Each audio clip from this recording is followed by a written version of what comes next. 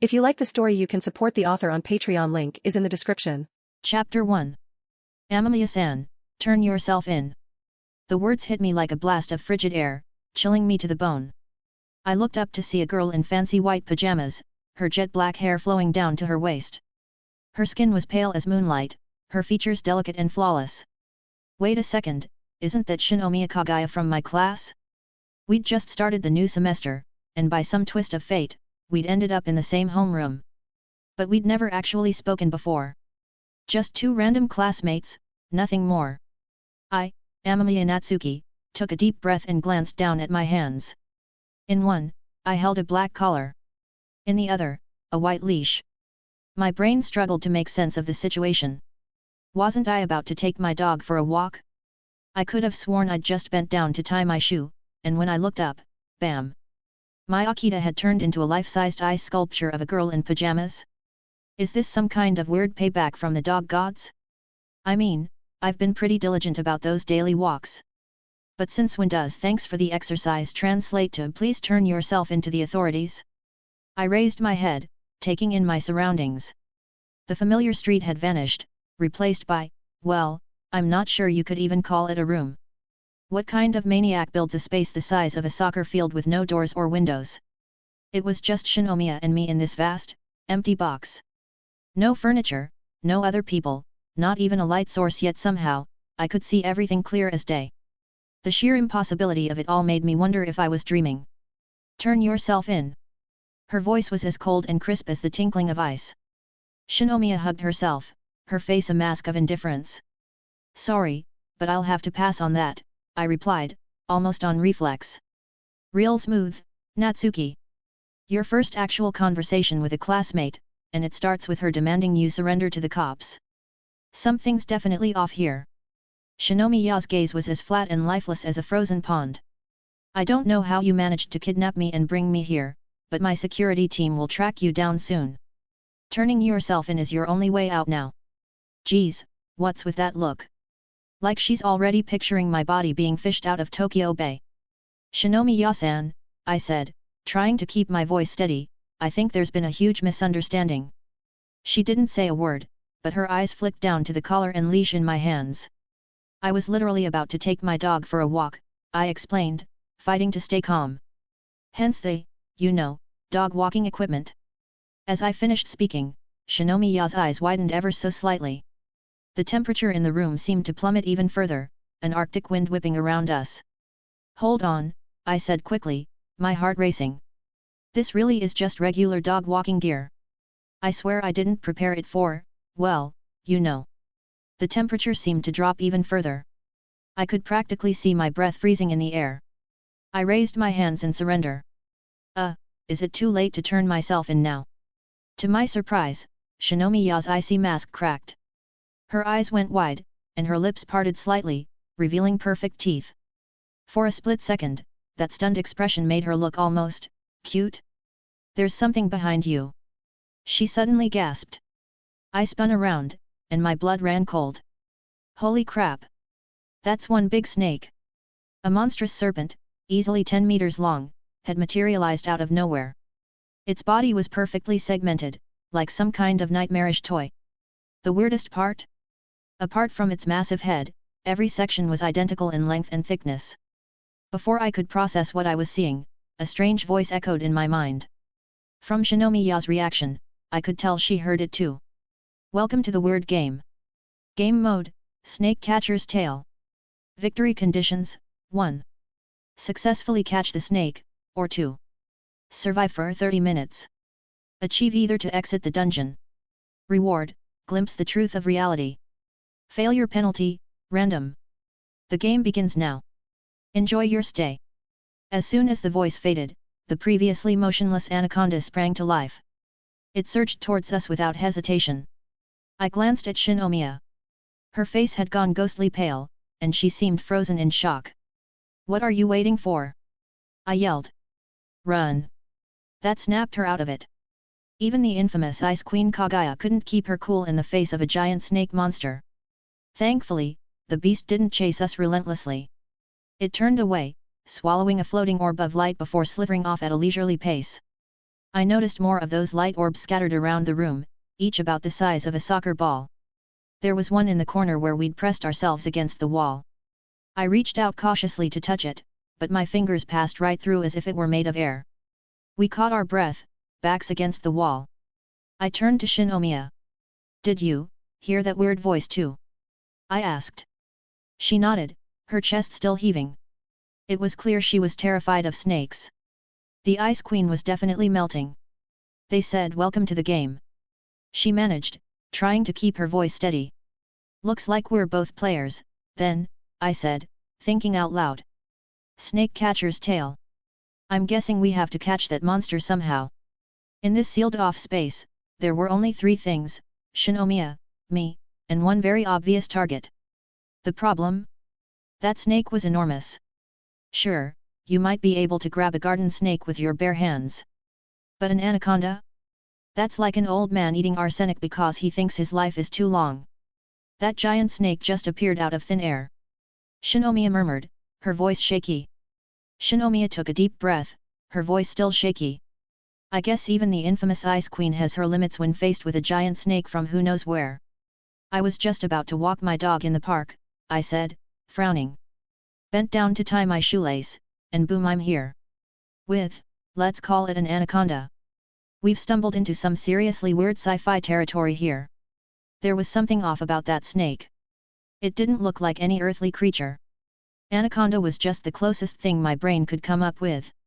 Which brought us to our current problem: how the heck were 2 ordinary high school students supposed to catch a giant snake monster with our bare hands?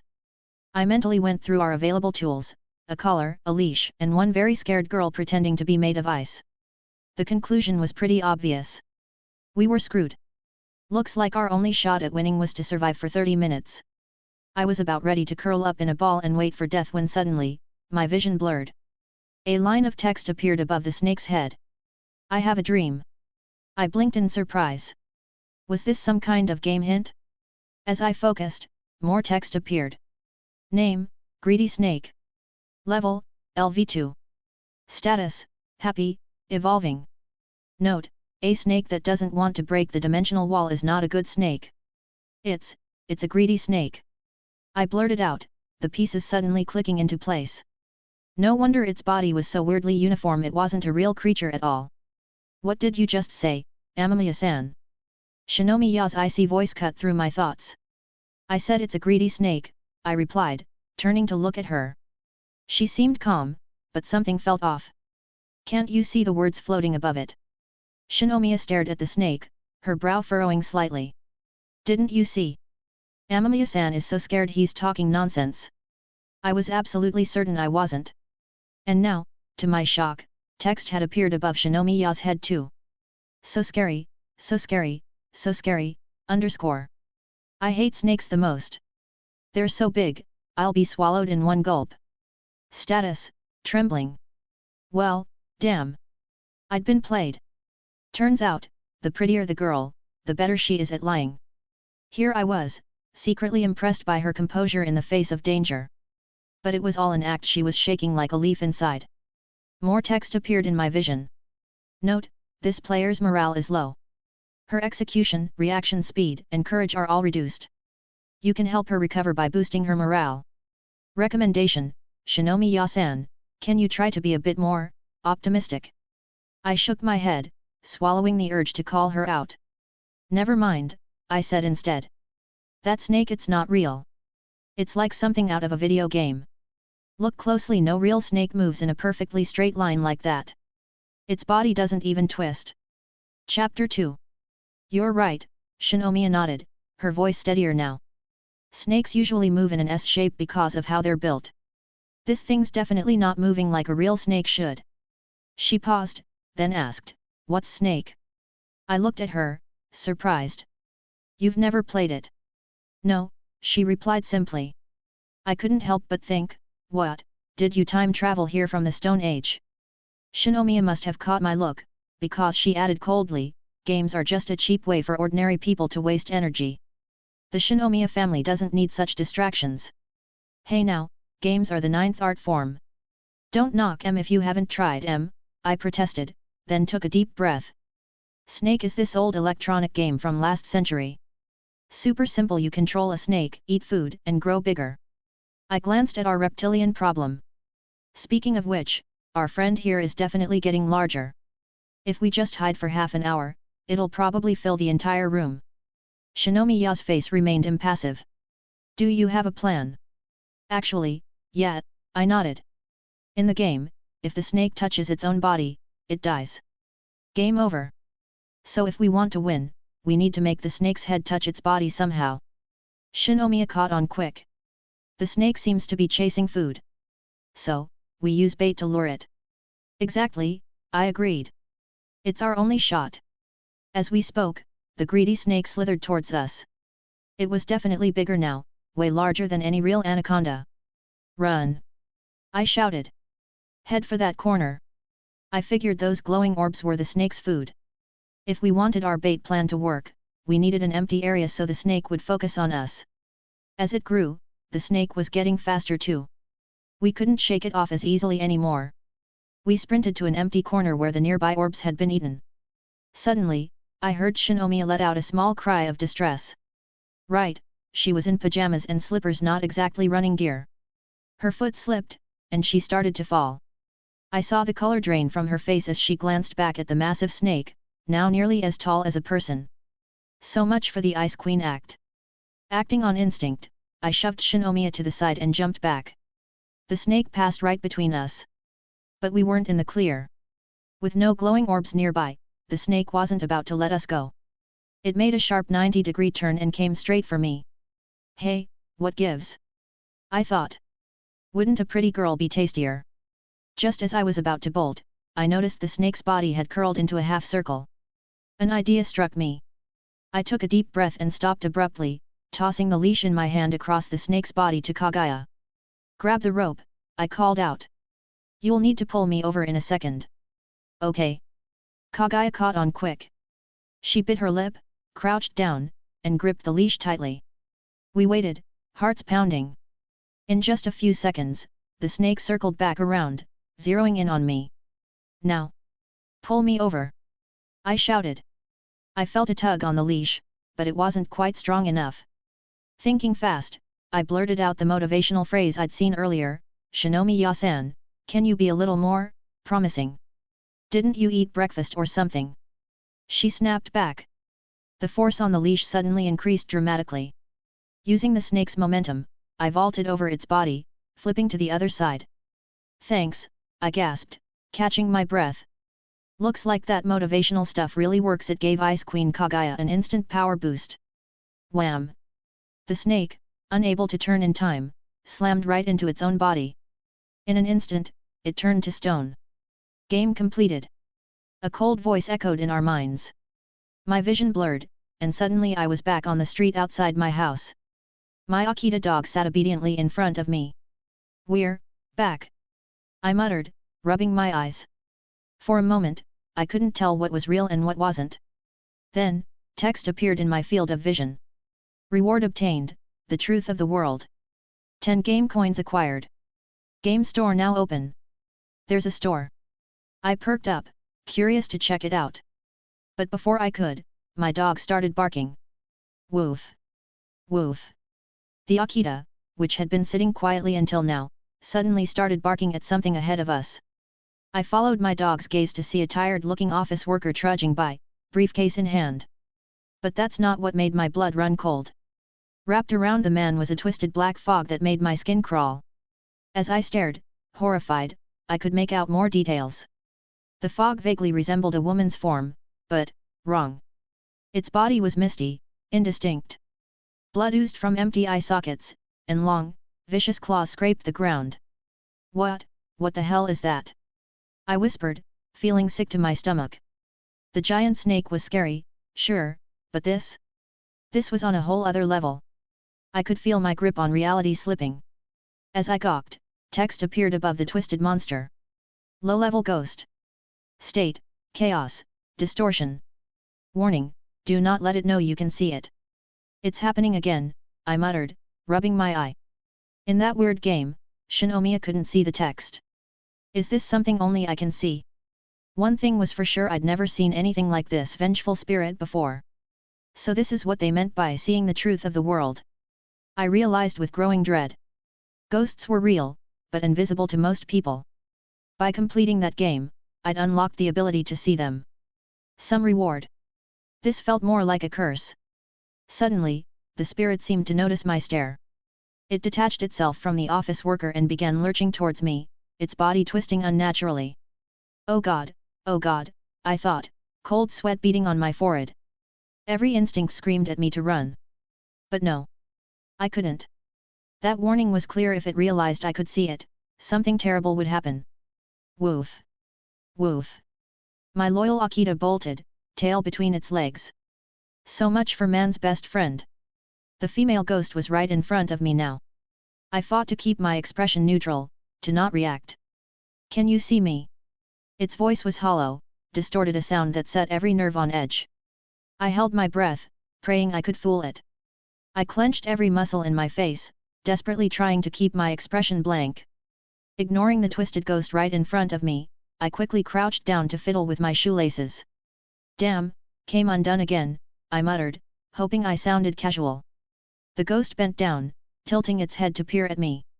Those empty, dark sockets bored into me. Can you see? It rasped. I kept my eyes fixed straight ahead, fumbling with my laces. Oh, I could see it all right. Crystal clear, in all its horrifying detail. But only an idiot would admit that right now. Can you see? It asked again. I stayed focused on my shoes, willing my hands not to shake. Great, I've gone and tied a knot, I thought. If this thing's patient enough, I'll be readying my shoes all day. Can't see, can't see. Finally convinced I couldn't perceive it, the ghost drifted away, disappointed. I waited until it was well out of sight before letting out a shaky breath. What the hell was that thing? I wondered, my heart still racing. A little later, I was walking my dog past the local convenience store when I spotted 3 more twisted ghosts inside. Without missing a beat, I turned and walked the other way. Change of plans, buddy, I told my dog. We're going home. Now. Chapter 3. The realization hit me hard. These vengeful spirits were everywhere. And apparently, I was the only one who could see them. My mind wandered to Kagaya. She'd completed the game too. Could she see these twisted ghosts as well? Meanwhile, across town at the Shinomiya mansion, Kagaya huddled under her blankets, eyes wide with terror, her whole body shaking. What are those things? Why is there something so horrifying next to Hayasaka? Back at my place, the house felt eerily empty. After a much-needed shower, I retreated to my room and opened up the game store, only to sigh in disappointment. Talk about a letdown. The store was pathetically barebones. No fancy graphics, no microtransactions. Just a single, lonely product. Name, Daily Mystery Box. Price, 10 game coins. Description, open for a random gift. Could be items, abilities, attributes, or vengeful spirits. Grand prize, power of the gods. Note, figure out the odds yourself. Box refreshes at midnight, or pay 10 coins to refresh manually. No limit on refreshes. Hold up, vengeful spirits were a possible prize? Yeah, no thanks. The last thing I needed was to unleash one of those things in my room. Still, I felt that familiar itch. The allure of the mystery box is hard to resist, especially with godly power dangling as the top prize. Everyone knows the odds are astronomical, but, what if? What if I got insanely lucky and snagged divine authority on my first try? There had to be some lucky bastards out there, right? Why couldn't it be me? As I wrestled with the temptation, new text appeared in my vision. Warning, the screams of vengeful spirits echo within the mystery box. That settled it. Mystery box officially off the table. But wait, did this mean I could actually see through the game store's offerings? That could be seriously useful. Exhausted from the day's insanity, I closed my eyes and quickly drifted off into a deep sleep. Monday morning. The alarm jolted me awake. I dragged myself out of bed, got dressed, and pushed open my window. Outside, the sun shone brightly on cherry blossoms in full bloom, a picture-perfect spring day. After washing up, I headed to the fridge for some milk. But when I opened the door, a vengeful spirit's head stared back at me, its mouth full of razor-sharp fangs. Misty drool dripped from its jaws. Slam. I shut the door, my face a mask of calm. Suddenly, I wasn't so thirsty anymore.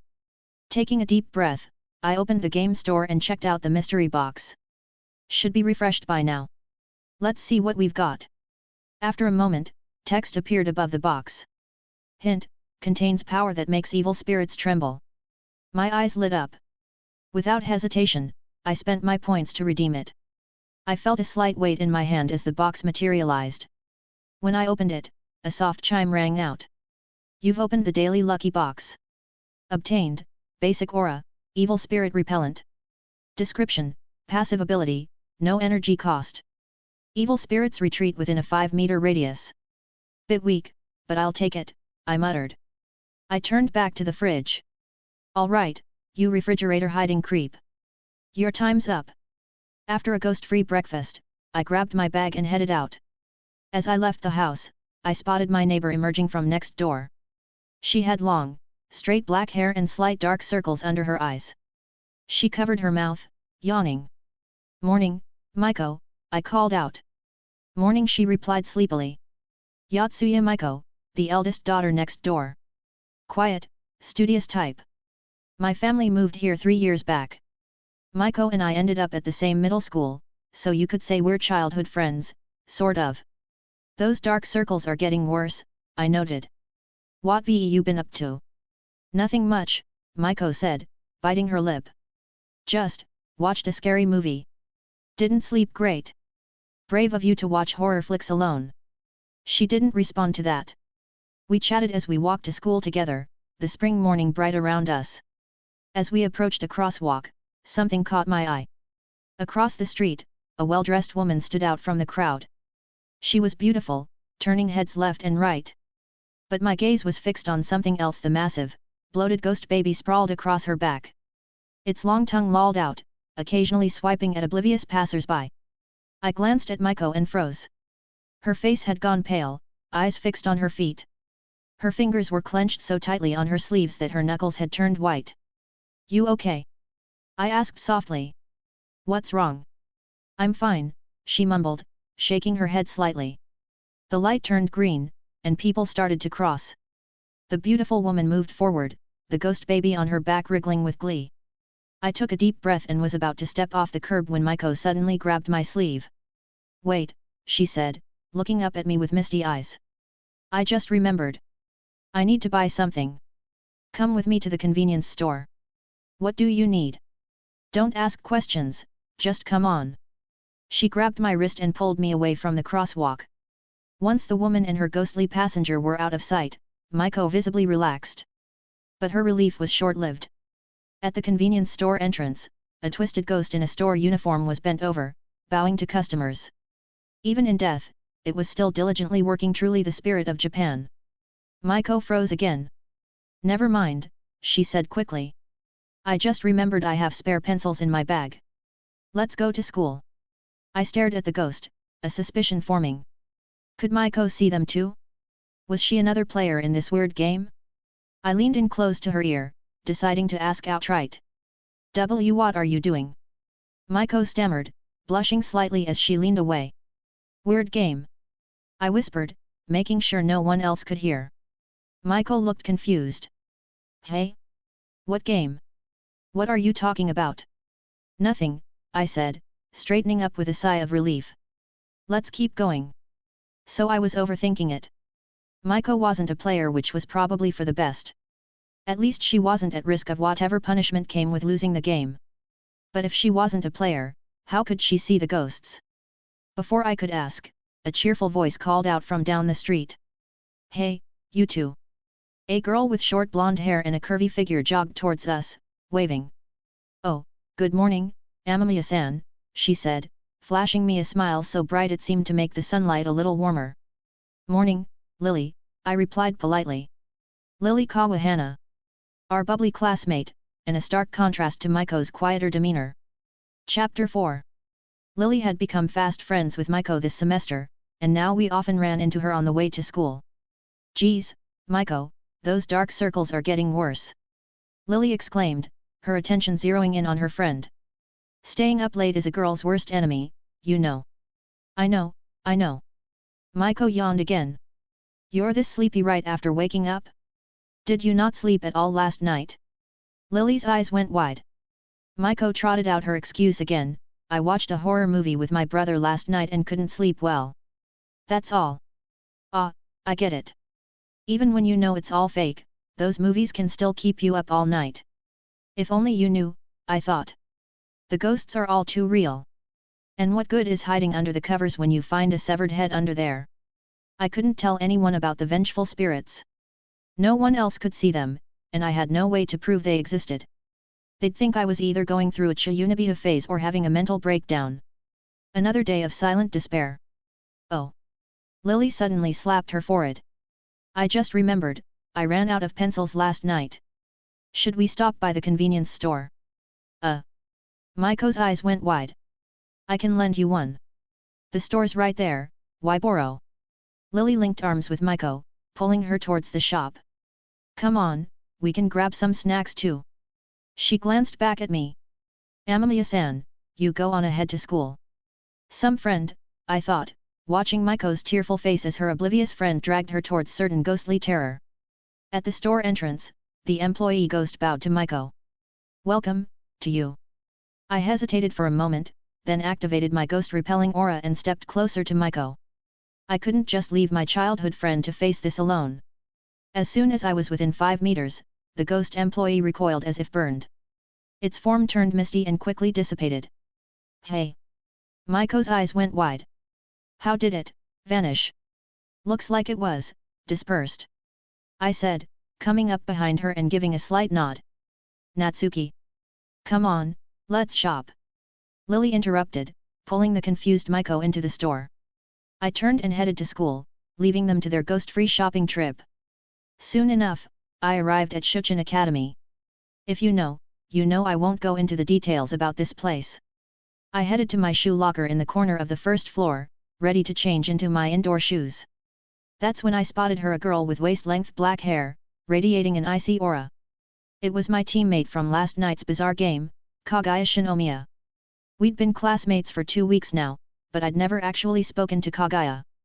Her Ice Queen aura was in full effect. Anyone who dared approach risked being frozen solid. But something was off. Kagaya stood rigid, her hand frozen on her open shoe locker. She wasn't moving at all. As I watched, text appeared above her head. So scary, so scary. What do I do? What do I do? Why is there something like this in my locker? Curious, I peered into her locker. A vengeful ghost's head was nestled inside, its red eyes fixed on the petrified Kagaya. The head turned to me. Can you see? Great. Another ghost parrot. Keeping my face neutral, I walked towards Kagaya and activated my ghost-repelling aura. The head in the locker twisted and screamed, turning to black smoke before vanishing completely.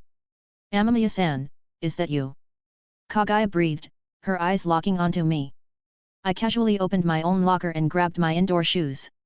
So, do I still need to turn myself in? For surrender inquiries, please consult the police. I'm not well versed in the process, Kagaya replied, her voice icy and emotionless. Maybe wipe away those tears first before trying to act tough, I thought. Only I knew how badly she was faking it. Her calm exterior was a lie, masking the internal screaming I'd just witnessed. After a pause, Kagaya's curiosity got the better of her. She bit her lip, turned her face slightly, and whispered, Amamiya-san, how did you exorcise that spirit just now? I remembered what I knew about Kagaya as the Shinomiya family's eldest daughter. Her daily routine was regimented to the minute.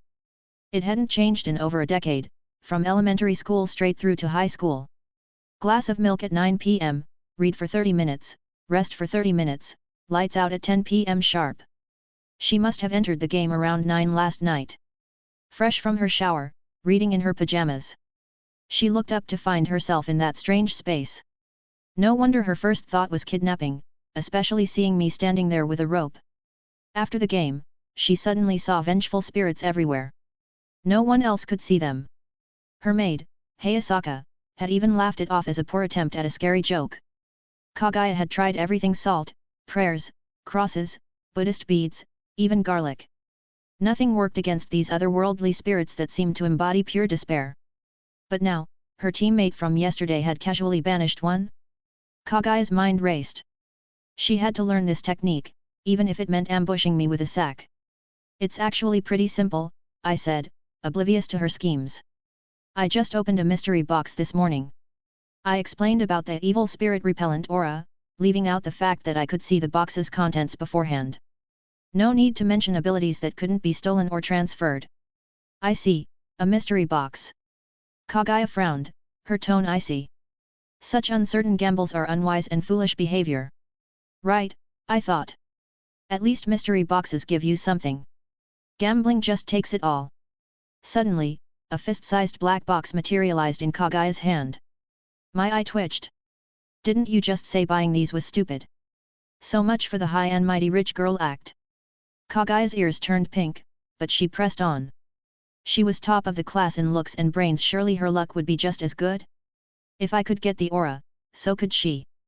And if she drew an evil spirit by mistake, well, that's what I was here for, right? I'm heading to class, I said, preparing to leave. Opening mystery boxes felt like a private thing. If she got something amazing, I didn't want to be around for the awkwardness. Don't go. A hand grabbed my sleeve. Kagaya's face was still cold, but her ears were bright red now. Clearly, asking for help didn't come easy to her. Wait until I finish opening it, she mumbled. Natsuki Amamiya was startled for a moment, but quickly regained his composure. He nodded slightly, I see. He took a few steps back, creating some distance between himself and Kaguya Shinomiya, but remained within the range of the evil spirit's retreat aura. Kagaya took a deep breath, her fingers hovering over the blind box. She could feel her heart racing with anticipation. So this is why blind boxes are so popular, she thought to herself. The excitement, it's almost addictive. With a soft click, the blind box opened. A silver-white card materialized in Kagaya's hand. Natsuki watched silently. The sun was shining brightly, and the air was still. It didn't seem like they'd summoned any evil spirits. It's not a spirit-warding item, Kagaya said, her voice tinged with disappointment. Just some kind of game card. A Yu-Gi-Oh card. Natsuki blurted out, surprised. Kagaya looked at him, puzzled. What's Yu-Gi-Oh? Natsuki couldn't believe it. You don't know Yu-Gi-Oh? Or even Snake? Have you ever played any games? It's, actually a team-up card for games, Kagaya explained, reading the card's description. Name, Game Team Card. Attribute, refreshes game cooldown time and allows team-up for game participation. Natsuki was speechless. It really was a blind box, anything could come out of it. But judging by Kagaya's expression, this team card clearly wasn't what she'd hoped for. Kagaya sighed, wishing she could draw another blind box, but she'd used up all her points. Thank you, Amamiya-san, she said, bowing slightly to express her gratitude. Suddenly, a hand clapped Kagaya's shoulder, making her jump. A pink-haired girl with a black bow hair accessory appeared behind Kagaya. Her fair skin had a healthy glow, and her smile was radiant. The little rabbit embroidered on her school uniform seemed to dance with each movement. Morning, Kagaya. The girl chirped. She turned to Natsuki, her voice just as cheerful. Good morning, Amamiya-san. Chapter 5. Morning, Fujiwara-san, Natsuki nodded in response. Chika Fujiwara was one of their classmates and Kagaya's good friend. She was a social butterfly who'd managed to befriend almost everyone in just half a month of school. Ah! Kagaya's body jolted as if she'd been shocked, letting out a squeak like a frightened rabbit. Her usual ice queen composure shattered in an instant. Eh? Did Kagaya just scream? Chika's eyes widened in surprise.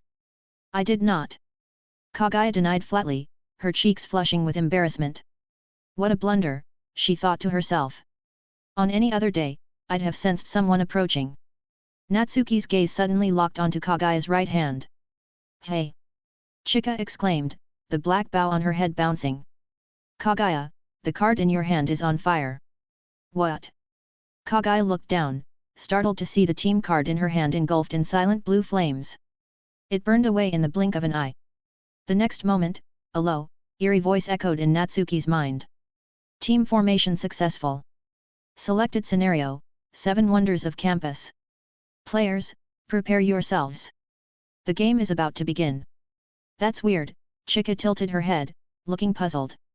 Did anyone else hear a strange voice in their head? Natsuki's eye twitched slightly. Clueless teammates, he thought. As a countdown began in their minds, Chika covered her ears, shaking her head. Hey, now there's a countdown. You guys hear it, right? But no one was paying attention to her. This wasn't just a countdown, it was a death warrant. Natsuki looked at Kagaya silently, his irritation growing. What a rip-off. Team formation was forced, without even needing confirmation? I'm sorry, Kagaya said, biting her lower lip. As the eldest Shinomiya daughter, she knew she had to own up to her mistakes. I just got a notification. Apparently, to improve player experience, they've changed team formation. Now it triggers with any physical contact. That's not an improvement, it's a hazard. Natsuki couldn't help but say. But wait, I didn't even touch you guys.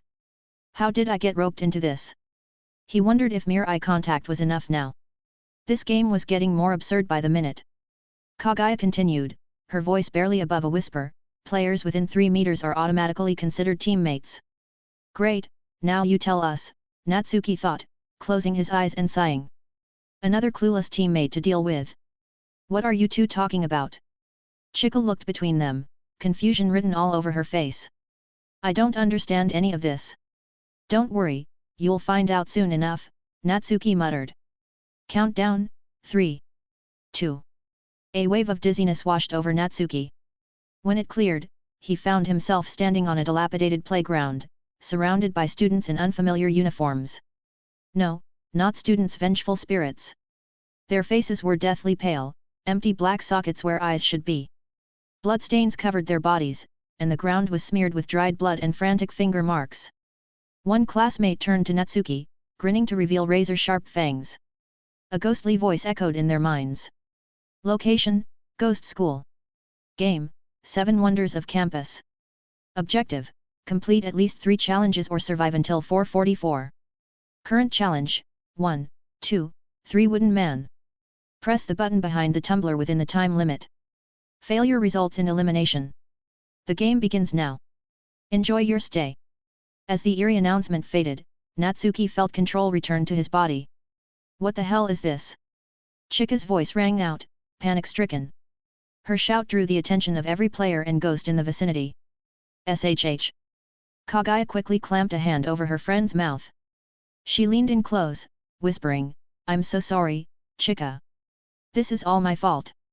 Guilt and self-loathing filled Kagaya's eyes. For once, her calm facade cracked completely. She'd dragged her best friend, her only real friend, into this nightmarish game. Natsuki watched the exchange, his mind racing. They'd have to work together to survive this, ready or not. This isn't your fault, Kagaya, Chika said, clenching her fists. A determined light shone in her eyes. You've been dealing with such a dangerous game? As your friend, I can't just stand by. I'll protect you from now on. Natsuki thought, that's nice, but maybe apologize to the innocent bystander you dragged into this. Chika gave a thumbs up. I'm great at games. We'll clear this easily. Natsuki cringed internally. In horror movies, the overly confident one always dies first. Ah, a scornful voice cut in. Still thinking about protecting others? You must be new.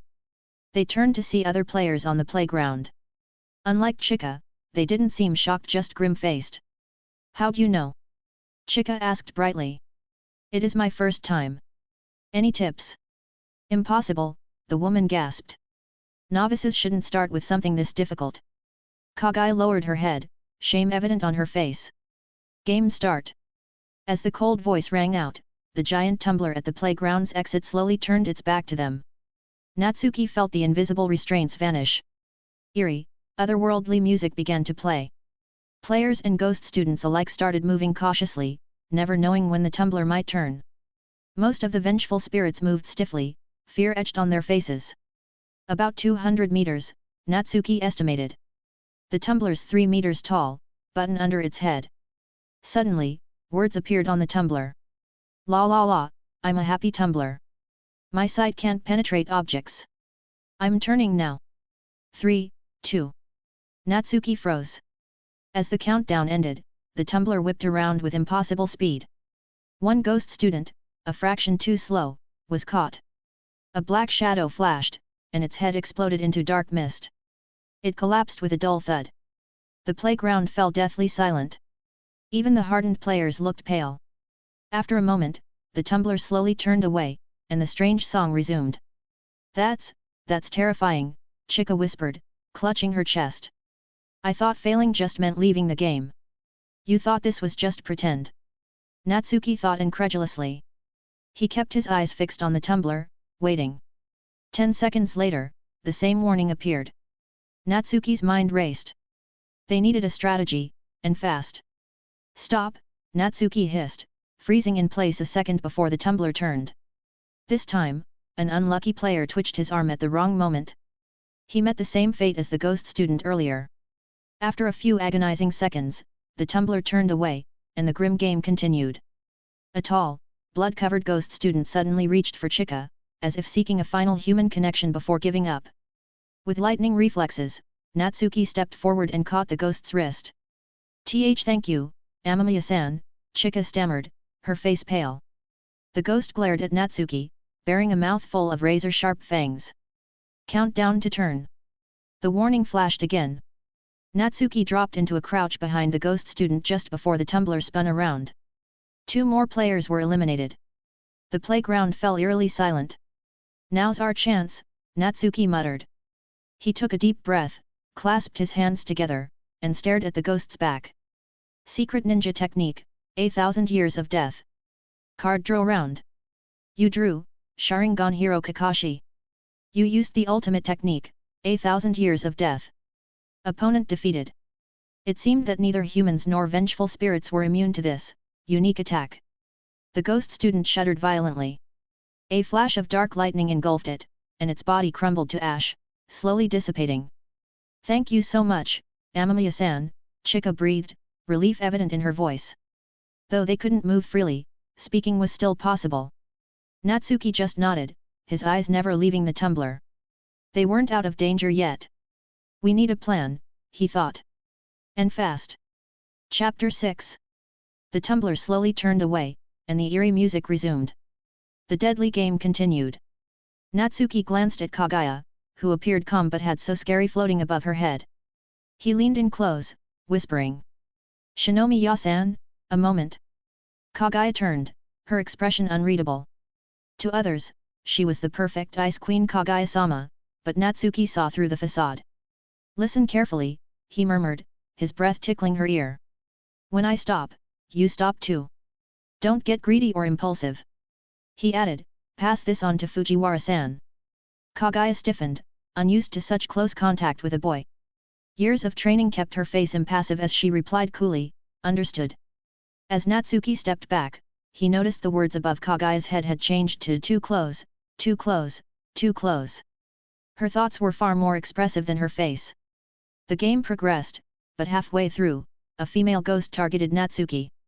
She wore a blood-stained sailor uniform, her waist-length hair a tangled, lifeless mess. Natsuki's heart raced. He glanced at Chika, counting down, 3, 2, 1. Hiya. At 0, Chika dropped to one knee behind the ghost, mimicking Natsuki's earlier move. You should play fair, Chika said sternly, her hands forming seals. Bullying isn't cool. She summoned the scar-faced hero Jiraiya. I'm so sorry. The ghost disintegrated into ash. Natsuki looked at Chika, impressed. Well done. I didn't think you had it in you. Thanks. Chika beamed. We're even now. I've known the 1,000 years of death technique for ages. Kagaya and I used to practice it all the time. Natsuki turned to Kagaya, shocked. The Ice Queen suddenly looked very uncomfortable. You too, practiced that move? He asked, trying to process this new information. Kagaya's face remained stoic, but her eyes screamed embarrassment. It seemed there was more to these girls than met the eye. You too practiced that move? Natsuki asked, his mind reeling. It's not like that. Kagaya protested, biting her lip. Chika laughed. Don't let your imagination run wild, Amamiya-san. We just read Naruto manga together.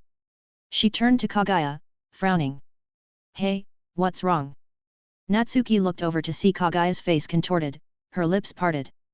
Achoo, she started, then caught herself. My nose is itchy. Sneezing could involve enough movement to get them eliminated. Amamiya-san. Chika called out, panicked. Natsuki frowned, starting to count down. 3. Wait, I have an idea. Chika cried. She suddenly hugged Kagaya from behind, both girls ducking behind Natsuki. Kagaya sandwich. Chika announced proudly. Natsuki felt their warmth against his back, though Kagaya's hands kept them from pressing too close. Sandwich complete. Chika said, sounding pleased with herself. More like human shield, Natsuki thought wryly. Go ahead and sneeze, Kagaya-chan, Chika encouraged. We've got you covered. Kagaya pressed her forehead against Natsuki's back, unable to hold back any longer. Achoo. The delicate sneeze reminded Natsuki of a kitten trying not to wake its owner. It was, unexpectedly cute. He could almost hear their classmates' reactions. So adorable. Ice Queen Kagaya's sneeze is too cute. My heart can't take it. Time resumed its normal flow. The tumbler turned, and everyone began moving again.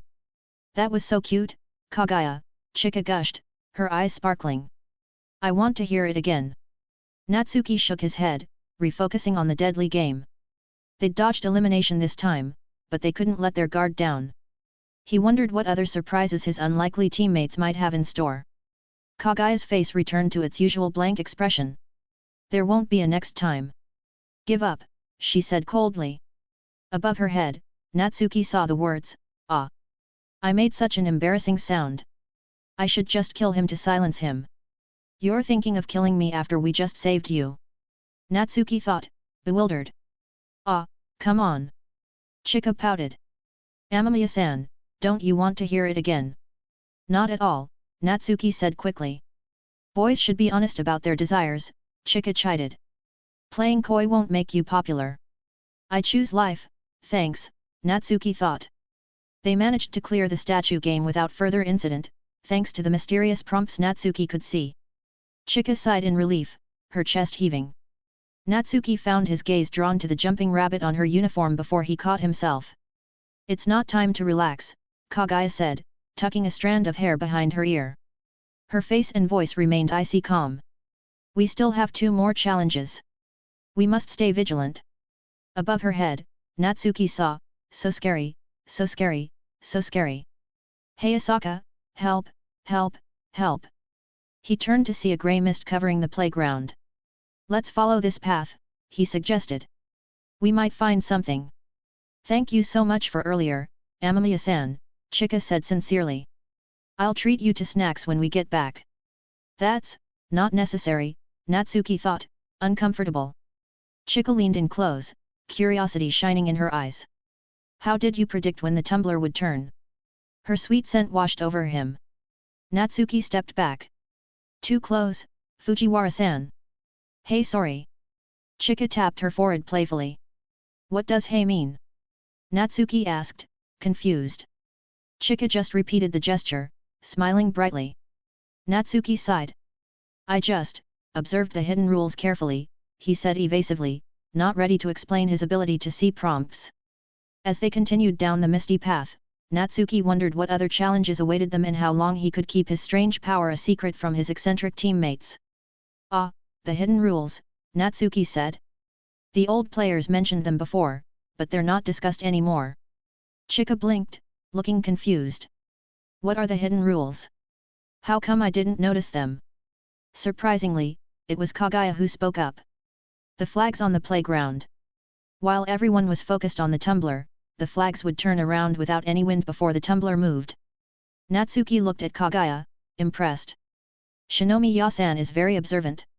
It was easy to overlook small details when something dramatic was happening. Like if a video showed a girl in revealing clothes, most people would have trouble remembering what her earrings looked like. Kagaya-chan is amazing. Chika exclaimed, admiration on her face. I didn't even see the flags. After a while, they came across a dilapidated road sign by the side of the path. Let's take a look, Natsuki said. The sign was covered in faded, bloody writing, indicating various locations around the campus. Cafeteria. Exam room. playground, infirmary, main building, swimming pool, music classroom. The 7 wonders of the campus, Chika whispered, eyes wide. She turned to Natsuki. Where do you think we should go, Amamiya-san? Natsuki studied the sign, considering their options. Each location likely presented its own challenge. They needed to choose carefully if they wanted to survive. Well, he said, we should probably start with Chapter 7. I'm afraid we don't have much choice but to ask the vengeful spirits for directions, Amamiya Natsuki said calmly. This is a school for evil spirits, after all. We have to adapt to our surroundings. Fujiwara Chika looked hesitant, the black bow on her temples swaying gently. But, aren't vengeful spirits dangerous? What if they try to attack us? Kagaya spoke up, her expression still neutral. We have no other option. We need to find our way through this school. Engaging the vengeful spirits may be the only way. Natsuki nodded. We'll have to be cautious, but we should try to ask them for help. They may be our best source of information in this place.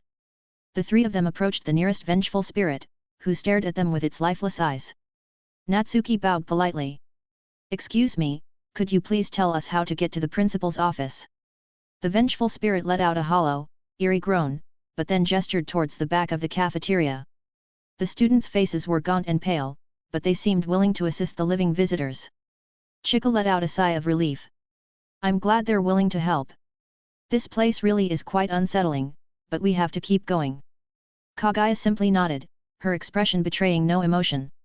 The trio followed the vengeful spirit's direction, entering the dimly lit depths of the cafeteria. So scary, so scary, so scary. At the same time, a cold and hoarse voice sounded in the minds of the 3 people. You have entered the scene, Ghost Canteen.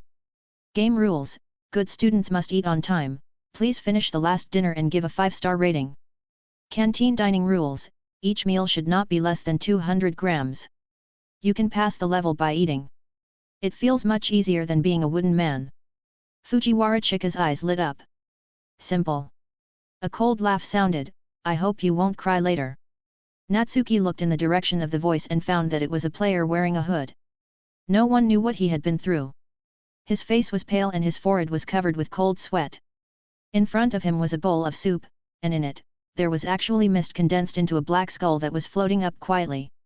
What kind of food is that? The smile on Chika's face gradually froze. It feels like a deadly dish. Natsuki's eyes twitched slightly, and he took a deep breath and said, anyway, let's go to the cafeteria window and take a look first. The 3 of them walked up to the cafeteria window. The dull sound of chopping meat stopped, and then a figure walked out from the darkness. It turned out to be a pig-headed man who was nearly 2 meters tall and had a burly physique. He was holding a kitchen knife that was dripping with blood, and his apron was splattered with blood, and the original color could no longer be recognized. With the appearance of the pig-headed butcher, the resentful students in the cafeteria lowered their heads one after another, and the deterrent power was fully utilized. Good evening, what would you 3 like to eat? A deep and hoarse voice came out from the pig-headed butcher, pointing to a sign, this is today's menu, please choose your own. Natsuki looked at the sign and saw that there was only one dish on it. Today's limited dish, borscht with unknown ingredients. Please don't be surprised no matter what comes out of it. Today's limited dish, steak rice bowl with unknown ingredients, please do not ask where the meat comes from. Natsuki looked down and saw that they were all food from the underworld. There was no normal human food at all. Is it really okay to eat this kind of food? Chika couldn't help but complain quietly. The 3 of them soon discovered that whether or not they would get an upset stomach was one thing, but whether they could eat it was another. There are 30 minutes left before the cafeteria break. Please eat within the allotted time. The pig-headed butcher said in a low voice, if you don't finish your food or don't eat during the meal time, you will be left in the cafeteria. Well, thank you for your reminder. Chika blinked and tried to run away, but soon she cried out, hey, the door is gone. Upon hearing this, Natsuki looked behind him and saw that the cafeteria door had disappeared, leaving only a black and red mist. It was impossible to leave easily. He retracted his gaze and looked at the pig-headed butcher, and a line of words slowly emerged. Real name, oink. The most annoying thing is wasting food. In this case, the only option is to eat. Miss Kagaya folded her right hands across her chest, her expression as calm and composed as ever. Then the problem arises. The 3 guests please pay the bill first, the pig-headed butcher said in a low voice. Hey, you still need money. Fujiwara Chika opened her eyes wide when she heard that. The pig-headed butcher silently held the bloody kitchen knife and said, you guys want to eat a free meal? Please don't misunderstand, Kagaya pulled Fujiwara behind her with a serious expression. We hate people who eat and drink for free the most. Let me try. Natsuki suddenly thought of a possibility, quickly took out her wallet from her pocket, pulled out a note from Heidi Anaguchi, and then the worst situation occurred. The cafeteria only accepts currency in circulation within the school. Money from the human world cannot be used, the pig-headed butcher said in a low voice. Totally understandable. This is a school for evil spirits, so it's normal that we can't use money from the human world. I can't even use the money. Chika said pitifully, then how can I buy food? You can choose to exchange goods for goods, the pig-headed butcher began to wipe the table. For 200 grams of food, you only need to pay 200 grams of body tissue. It's an equal exchange, no one is cheated. Will clothes be okay? No, you must have body tissue that has the potential to become food. Your canteen is actually a she-devil's bun shop. You serve buns to customers in the front, and then they faint after eating the buns, and you drag them back to the kitchen to make buns. It's endless. Natsuki Amamiya finally understood why the hooded player was gloating when he first came in. 200 grams of body tissue is not fatal to you humans, the pig-headed butcher said in a low voice. Blood, muscles, bones, and useless fat tissue can all be used for equivalent exchange. Useless fat tissue. Natsuki's heart moved, and he couldn't help but look at Fujiwara Chika.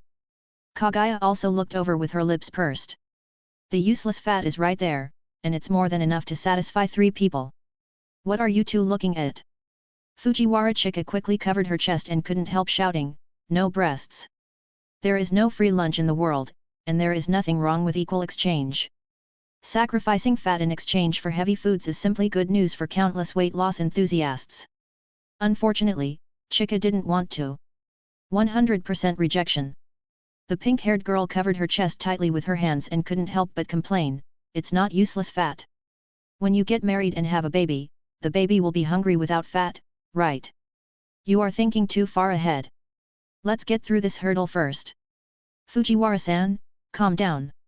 Being nervous and panicking will only affect your judgment, Kagaya said calmly, with no emotion on her pretty face. We can't buy food, we can only exchange it. At present, the cheapest way to exchange is to exchange blood for food. After Kagaya finished speaking, she looked at the hooded man who was gloating not far away and said, if I'm not mistaken, that person is like that.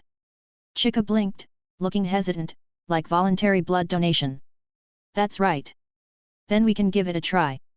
Chika hesitated, I donated blood once before, it was super painful, and I cried at that time. Has Kagaya-chan ever donated blood? Natsuki silently looked at the top of Miss Kagaya's head. A line of text appeared quietly. I'm sorry, I've never experienced it before. I'm afraid of needles.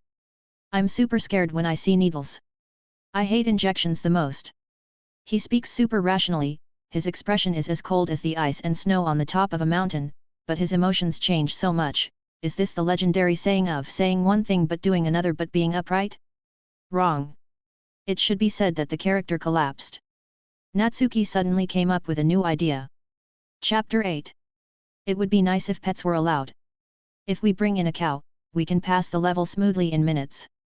The blood is fine, and of course the freshly squeezed milk can also be used as food. Unfortunately, Fujiwara-san can't do it. As he was speaking, a ghost girl with black hair covering her face and a school uniform covered with blood stains walked over. Stand back, stand back.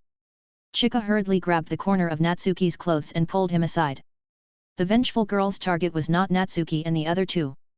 She lowered her head and walked to the food window.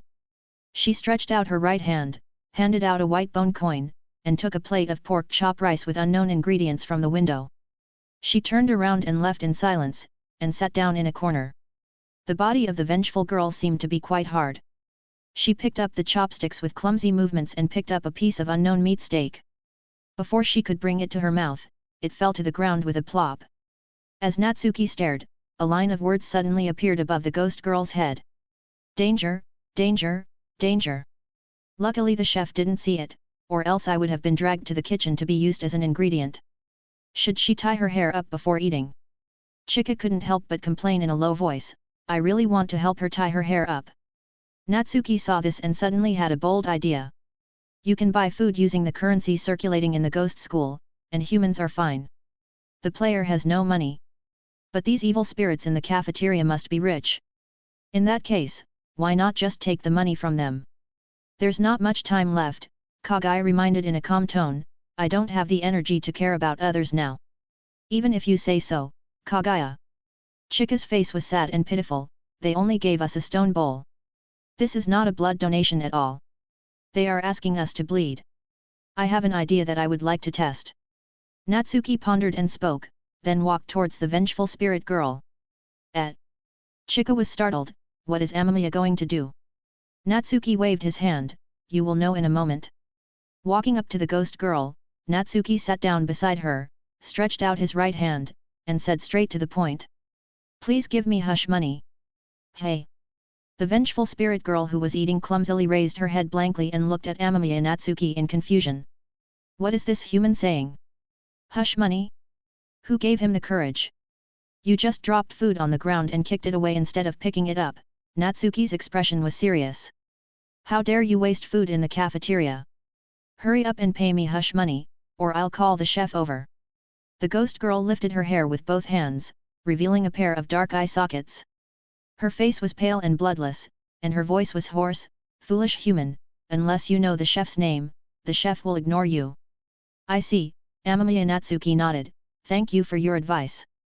The ghost girl showed an evil smile on her face and slowly approached, foolish human, become my food. Amamiya Natsuki shouted out a name without changing his expression. Oink! The smile on the ghost girl's face suddenly froze, and she opened her mouth in disbelief. Amamiya Natsuki continued. Someone is wasting. Before she finished speaking, the ghost girl trembled and quickly put her hands together. I'm sorry, I'm so sorry, please forgive me. The head chef usually doesn't come out of the canteen kitchen, but every time he comes out, he brings terror. He hates people who waste food the most. Once he finds someone wasting food, he will catch them and take them to the kitchen to reserve ingredients. So the vengeful girl in front of him decisively backed down. Even if I am a vengeful spirit now, I don't want to be treated as a reserve food. Hush money, give me money. Natsuki extended his right hand without hesitation. Is it illegal to bully evil spirits? Of course it's not illegal. The vengeful girl's black hair shook, and she took out a bone coin with reluctance and presented it with both hands. Natsuki took the coin and felt it was icy cold.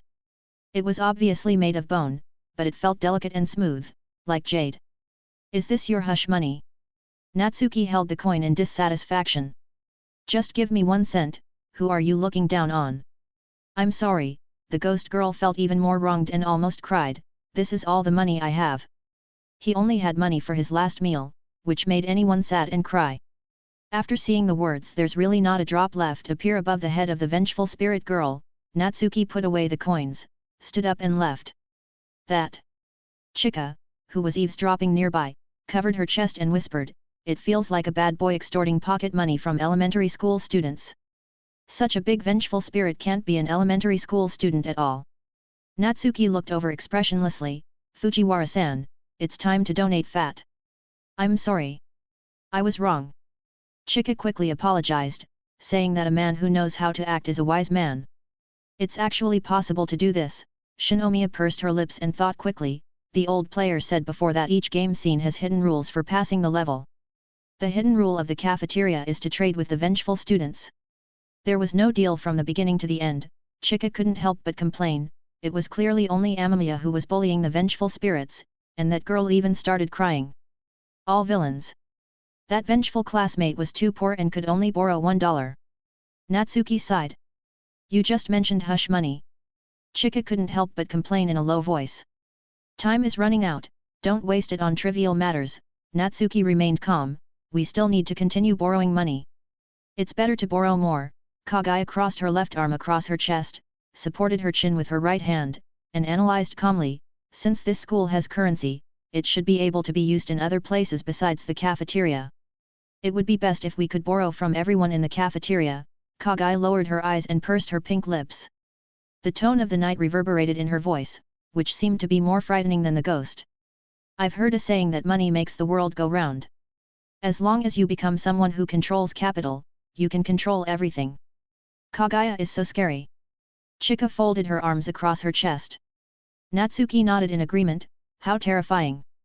Chika continued, even the ghosts are being exploited, evil capitalists. Natsuki, evil capitalist.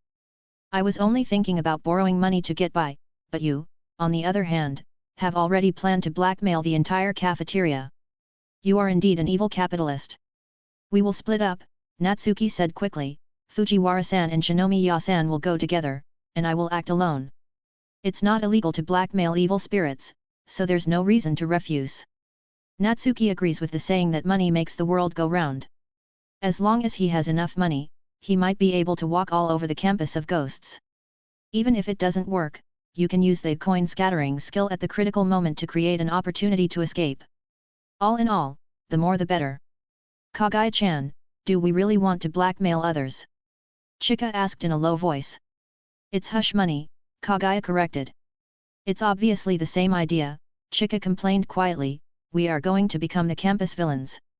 Natsuki ignored the two girls muttering and walked up to another vengeful student in the corner. This vengeful spirit was a boy with bloodshot eyes and a face covered with crisscrossing wounds. He had only one arm, and something like black mist was flowing from the wounds. It looked quite scary. Hush money, give me money. Natsuki sat down next to the boy, his expression calm, and stretched out his right hand. If it was before yesterday, I would definitely not be able to remain so calm, but after seeing countless evil spirits, I got used to it without realizing it. Although the vengeful boy in front of him was scary, at least he still maintained his human form. Many of those twisted things in reality didn't even have a human form. Compared with the huge vengeful baby in the morning, the vengeful boy in front of him even had some handsome features. The vengeful boy didn't say anything. His head suddenly bent 90 degrees. He looked over coldly with cold and scarlet eyes. His mouth opened, revealing his ferocious, jagged teeth. What are you looking at? Natsuki pointed under the table and said, is that the food you threw away? How dare you throw food around in the cafeteria? Have you forgotten the chef's rules? Hearing the chef's words, the ghost boy moved, with a hint of hesitation evident on his face. However, this boy's ghost was obviously harder to fool. After a brief hesitation, the cold aura on his body suddenly became stronger, and his voice was so cold that it seemed to be able to freeze people. You're lying to me. It's impossible for a human to know the chef's name. Natsuki interrupted directly. Oin. The ghost boy stopped moving in panic. How can it be? This outsider actually knew the chef's real name? Danger, danger, danger. If he really calls the chef out of the kitchen, he will definitely be dragged in to be used as reserve ingredients. I'm sorry. Please forgive me. The ghost boy's expression changed and he quickly bowed his head to apologize. When you live under someone's roof, you have to bow your head. The same is true for vengeful spirits. Apologizing will only make you lose face, but not apologizing will turn you into a reserve ingredient.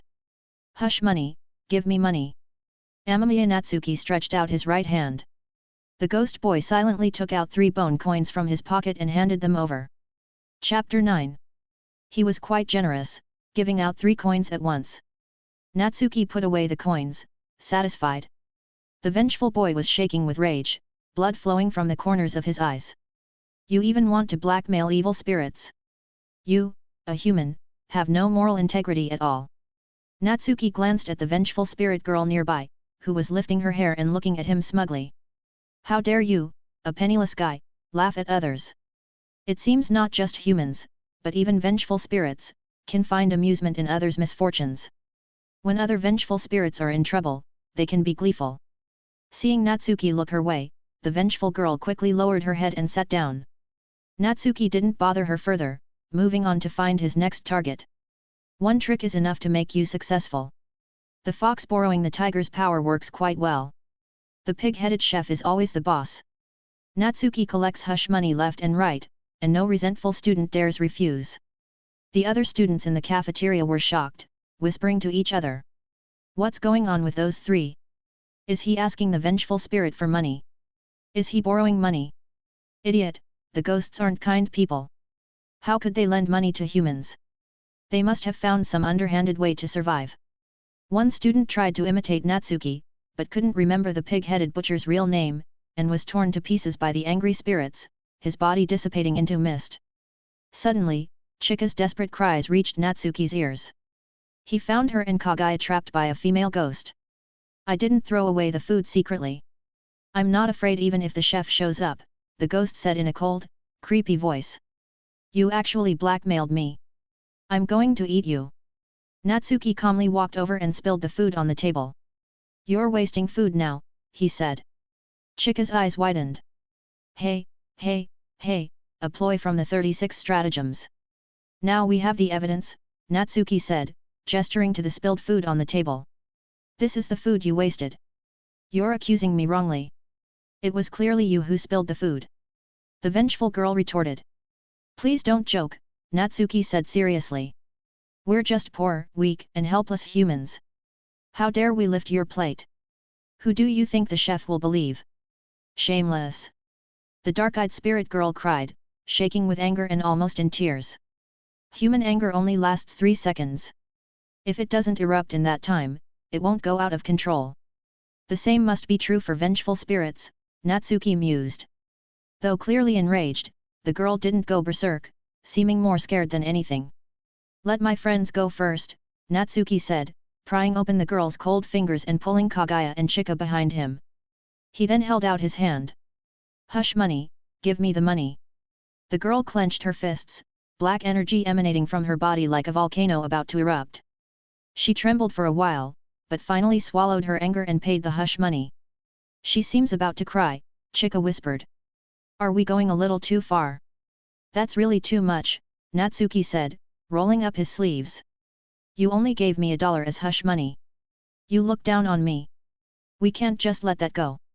No, Chika said hurriedly, grabbing Natsuki's arm. Let's get out of here. Natsuki soon discovered the ghost students were all very poor, some with just a single coin. That's it, he said as they reached the food pickup. Time is running out. Complete the dining task as soon as possible. There are 10 minutes left, Kagaya said calmly. Hey, what would you like to eat, Amamiya-san? Chika asked. To be honest, I don't want to eat any of it, Natsuki said, tossing a coin. If it lands face up, I'll have the borscht. Wait, these coins have the same front and back, Chika said. There's no way to tell which side is up, right? Excellent observation, Watson, Natsuki said. I'm not Watson, I'm Holmes, Chika insisted. Natsuki calmly handed the coin to the pig-headed butcher. 1 bowl of borscht, please. The butcher quickly brought out a bowl of borscht, black mist swirling on the surface, occasionally forming a skull. Chika raised her hand. Chef, I'd like a bowl of borscht too. When I was a kid, my mom made me Chinese medicine that looked similar when I had a cold. It didn't taste great, but it didn't have weird skulls floating in it, right? The pig-headed butcher quickly brought out a bowl for Chika as well. Kagaya-chan, what do you want? Chika asked. Kagaya hesitated, a rare sight. To be honest, both dishes looked terrible, even the guard dog wouldn't eat them. But she had no choice. I'll have the borscht, Kagaya said, taking a deep breath to maintain her composure. At least she could just close her eyes and gulp it down like Chika. The 3 of them found a corner to sit and eat. I'm gonna start now, Chika said with a pained expression. I just had tamagoyaki, omelette rice, and 2 glasses of milk this morning, plus a bag of bongkuchen I snuck in. Will I gain weight from eating all this? Don't worry, Kagaya said coolly. It's not as much as the snacks you secretly eat in class. If it turns to fat, it'll just go to your chest. Chika covered her chest, distressed. I hope it goes to my arms and legs instead. My chest is already too heavy, it's even hard to tie my shoes. Kagaya's chopsticks nearly crushed in her grip. Natsuki, ignoring the girl's whispers, stared at his borscht. After a moment, words slowly appeared, made with unknown ingredients, no toxic effects, safe to consume. Inhaling too much smoke may cause hallucinations, so keep your mind clear. It's edible then, Natsuki said, relieved. The other unlucky players who had already eaten seemed fine, so he took a sip. Tasteless, like plain water. No temperature either, despite the mist. It would be better if it were a little spicier and hotter. Natsuki thought. Natsuki Amamiya couldn't help but raise his eyebrows as he took another sip of the borscht. The bowl suddenly had more spice and heat to it. What's happening? Natsuki quickly realized this must be the illusion he had read about. The borscht was still ordinary, but it would produce hallucinations based on people's thoughts. No wonder everyone was struggling to eat it, as if they were consuming something bitter and painful. It's so bitter, so painful. Chika's voice rang out. Natsuki looked up to see her sticking out her tongue and fanning herself. You drank it all in one go? He asked, shocked. My mom said you should drink Chinese medicine that way, Chika replied, chin held high. If you sip it, it just gets harder. Clever girl. Her luck must be higher than average for a fool to grow up like this. Natsuki then noticed something off about Kagaya. The usually composed girl was biting her lip, holding her hand stiffly as her eyes filled with unshed tears. Kagaya's eyes were wide with fear as she trembled. So scary, so scary, so scary, so scary. Natsuki couldn't help but ask, Shinomiya-san, what's wrong? Kagaya didn't respond, just looking away with tears in her eyes, like a child trying to hold back tears after accidentally eating a bitter pepper.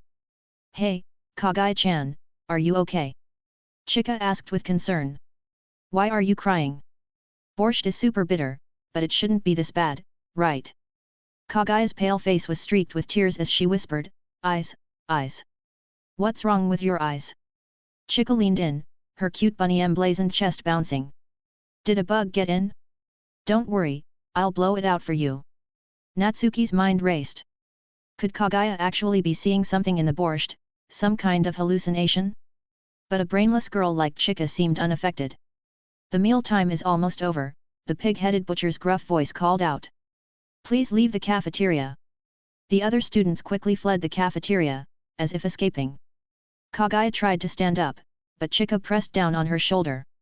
Kagaya-chan, you can't run away. You can't waste food or the chef will get mad.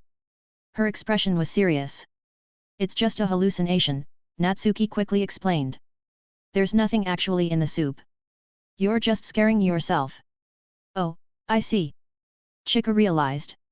No wonder everyone looks so terrified drinking it. But Kagaya still stared at the borscht, her eyes brimming with tears. I can't drink it. There's no way I can. Natsuki sighed. Kagaya-san, can you please be a little more capable? Just pinch your nose, close your eyes, and down it like Chika did. But his encouragement failed to rouse any fighting spirit in the trembling Kagaya. The cafeteria is about to close, and it'll be too late to buy another one. Chika fretted. Suddenly, her eyes lit up. Aha, I have an idea. She turned to Natsuki, clasping her hands pleadingly. Amamiya-san, you haven't finished your borscht yet. Why don't you swap with Kagaya-chan? Natsuki understood immediately. Kagaya was terrified of the hallucinations in her own bowl. If she just switched, the problem would be solved. No problem, Natsuki agreed, pushing his half-finished borscht towards Kagaya. Let's trade. Kagaya still looked hesitant. Kagaya-chan, what are you hesitating about? Chika scolded. Now's not the time to worry about indirect kisses. I don't care about that. Kagaya retorted. What she cared about were the awful ingredients that looked like eyes. If it was Natsuki's bowl, her conscience would only ache slightly. Don't worry, an indirect kiss won't get you pregnant, Chika continued criticizing. If we were stranded in the desert, we could even drink censored to survive. Kagaya's eyelashes fluttered at the mention of pregnancy, and the borscht seemed to change again in her eyes. Thundering footsteps approached from the kitchen. The chef is coming out. Chika said nervously. Kagaya-chan, it's too late. I understand, Kagaya said, taking a deep breath. Imitating Natsuki, she closed her eyes and gulped down the borscht. Unfortunately, instead of a triumphant horn, all that was heard was the sound of Kagaya coughing miserably into her hands. Hurry, let's go, Natsuki urged. As they quickly left the empty, echoing cafeteria, Natsuki said wistfully, it would be nice to stay in the cafeteria the whole time. Bullying others under the pig-headed chef's reputation felt so satisfying. But all good things must come to an end. He wondered if he'd be able to visit the cafeteria again. Where should we go next? Natsuki asked as they returned to the signpost. Chika pondered for a moment. Let's go to the examination room. Kaguya-san is super smart, Natsuki commented. She'll definitely pass the exam easily. He felt Chika was setting herself up for disappointment with that statement. But as students of the elite Shuchen Academy, exams were nothing to be afraid of. Let's take a look, Natsuki agreed, and they followed the signs to the school building. Hey, my body is moving on its own. Chika suddenly shouted. The same thing was happening to Natsuki and Kagaya. An unseen force was guiding them towards a classroom door, which they pushed open and entered. A chilling voice spoke. It's full again, the exam starts now. They found themselves in the ghost classroom, the death examination room. Most of the students were vengeful spirits in blood-stained uniforms, exuding a cold, evil aura. A few unlucky players like themselves were also present. The room was covered in blood and scratches, the stains still seeming fresh. And at the podium stood a tall, beautiful female teacher with waist-length hair. Natsuki's eyes focused on the invigilator's face. Upon closer inspection, the beautiful teacher was actually a horrifying sight, criss-crossing knife marks, scarlet eyes, and a gaping mouth. Above her head, a message appeared: the teacher who was bribed by students before the exam and leaked the questions is full of resentment and very dangerous. Do not confront her directly. Find her weakness and tame her. Natsuki's gaze then drifted downwards. Ah, there are the weaknesses, he murmured. The 444th round of examinations has officially begun, the invigilator declared hoarsely, holding a blood-stained triangle ruler. I will now announce the exam rules. This test will last 20 minutes. You are not allowed to leave the classroom, or you will die. After each question, the test paper will automatically grade itself, and those who fail will be punished by death. Even Professor Yang isn't as cruel as this. Natsuki thought. A whispered comment reached his ears. I saw those three big guys collecting protection money from the vengeful students in the cafeteria earlier. Several unlucky players were eyeing Natsuki, Kagaya, and Chika, referring to them as the legendary Big Three. Chapter 10. It's not protection money, it's hush money, Chika whispered. All the ghost students paid up. There was one ghost girl who tried to resist, but they messed with her until she broke down crying. Oh, come on. There wasn't any physical contact. Since when have you ever messed with a vengeful spirit? Natsuki retorted. These three must be super seniors. Someone exclaimed. Hate to break it to you, but that pink-haired idiot with the bow sitting behind you, twirling her pencil? She's a total newbie. First time playing the game. Natsuki looked down at the test paper on his desk. It was covered in large bloodstains, obscuring almost the entire page. But as he stared at it, the stains began to fade and shrink, revealing the questions underneath. The blood-stained test paper is filled with resentment. It can be reused, saving energy and protecting the environment. Hey, the first question is super easy. Chika Fujiwara's voice came from behind him. Natsuki's eyes fell on the first problem. It really was dead simple. What's 1 plus 2? All the ghost students looked like high schoolers, and there were even a few adult players mixed in. Yet the exam was asking what is 1 plus 2? Who did they think they were dealing with? Natsuki picked up the blood-stained pen and ticked off the answer. Correct. He moved on to the second question. Rabbits and chickens are in a cage together. There are 35 heads total and 94 legs. How many chickens and rabbits are there? It was that classic primary school problem about rabbits and chickens in the same cage. Child's play. No way, Natsuki thought.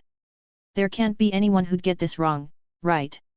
He marked the correct answer and looked at the third question. What is the 100th decimal place of pi? You've got to be kidding me. Natsuki cursed internally.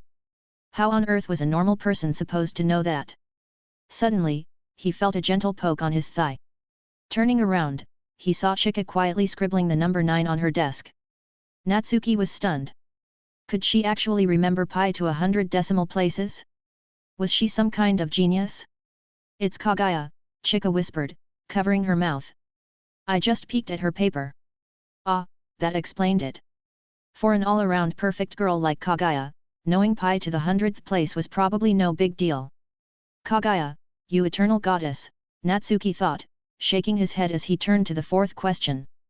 He'd given up any notion of trying to impress anyone here. Please state the color of the invigilator's underwear. A. Red. B. black C, blue and white striped D, commando. First off, we can rule out commando. There's definitely going to be some color if they're wearing any. As for the other three options, it's completely impossible to tell. If you want to know the answer, you'd have to ask the invigilator directly. Even someone as brilliant as Kagaya couldn't possibly know what color underwear the invigilator has on. Natsuki Amamiya stared at the question silently. After a moment, a line of text appeared before him. You choose to lift the invigilator's skirt to find out. You die. Well, that settles that. Around him, other test takers were starting to scratch their heads and fidget nervously. To answer this question, you either had to guess or somehow get the info from the invigilator. One player decided to take action. He pulled a small round mirror from his pocket, bent down, and hid it behind his foot. When the invigilator walked by, he quietly stretched out his right foot, ready to sneak a peek. Then, cheating is forbidden. The invigilator suddenly whipped around, voice cold and raspy. They swung a blood-stained triangle ruler.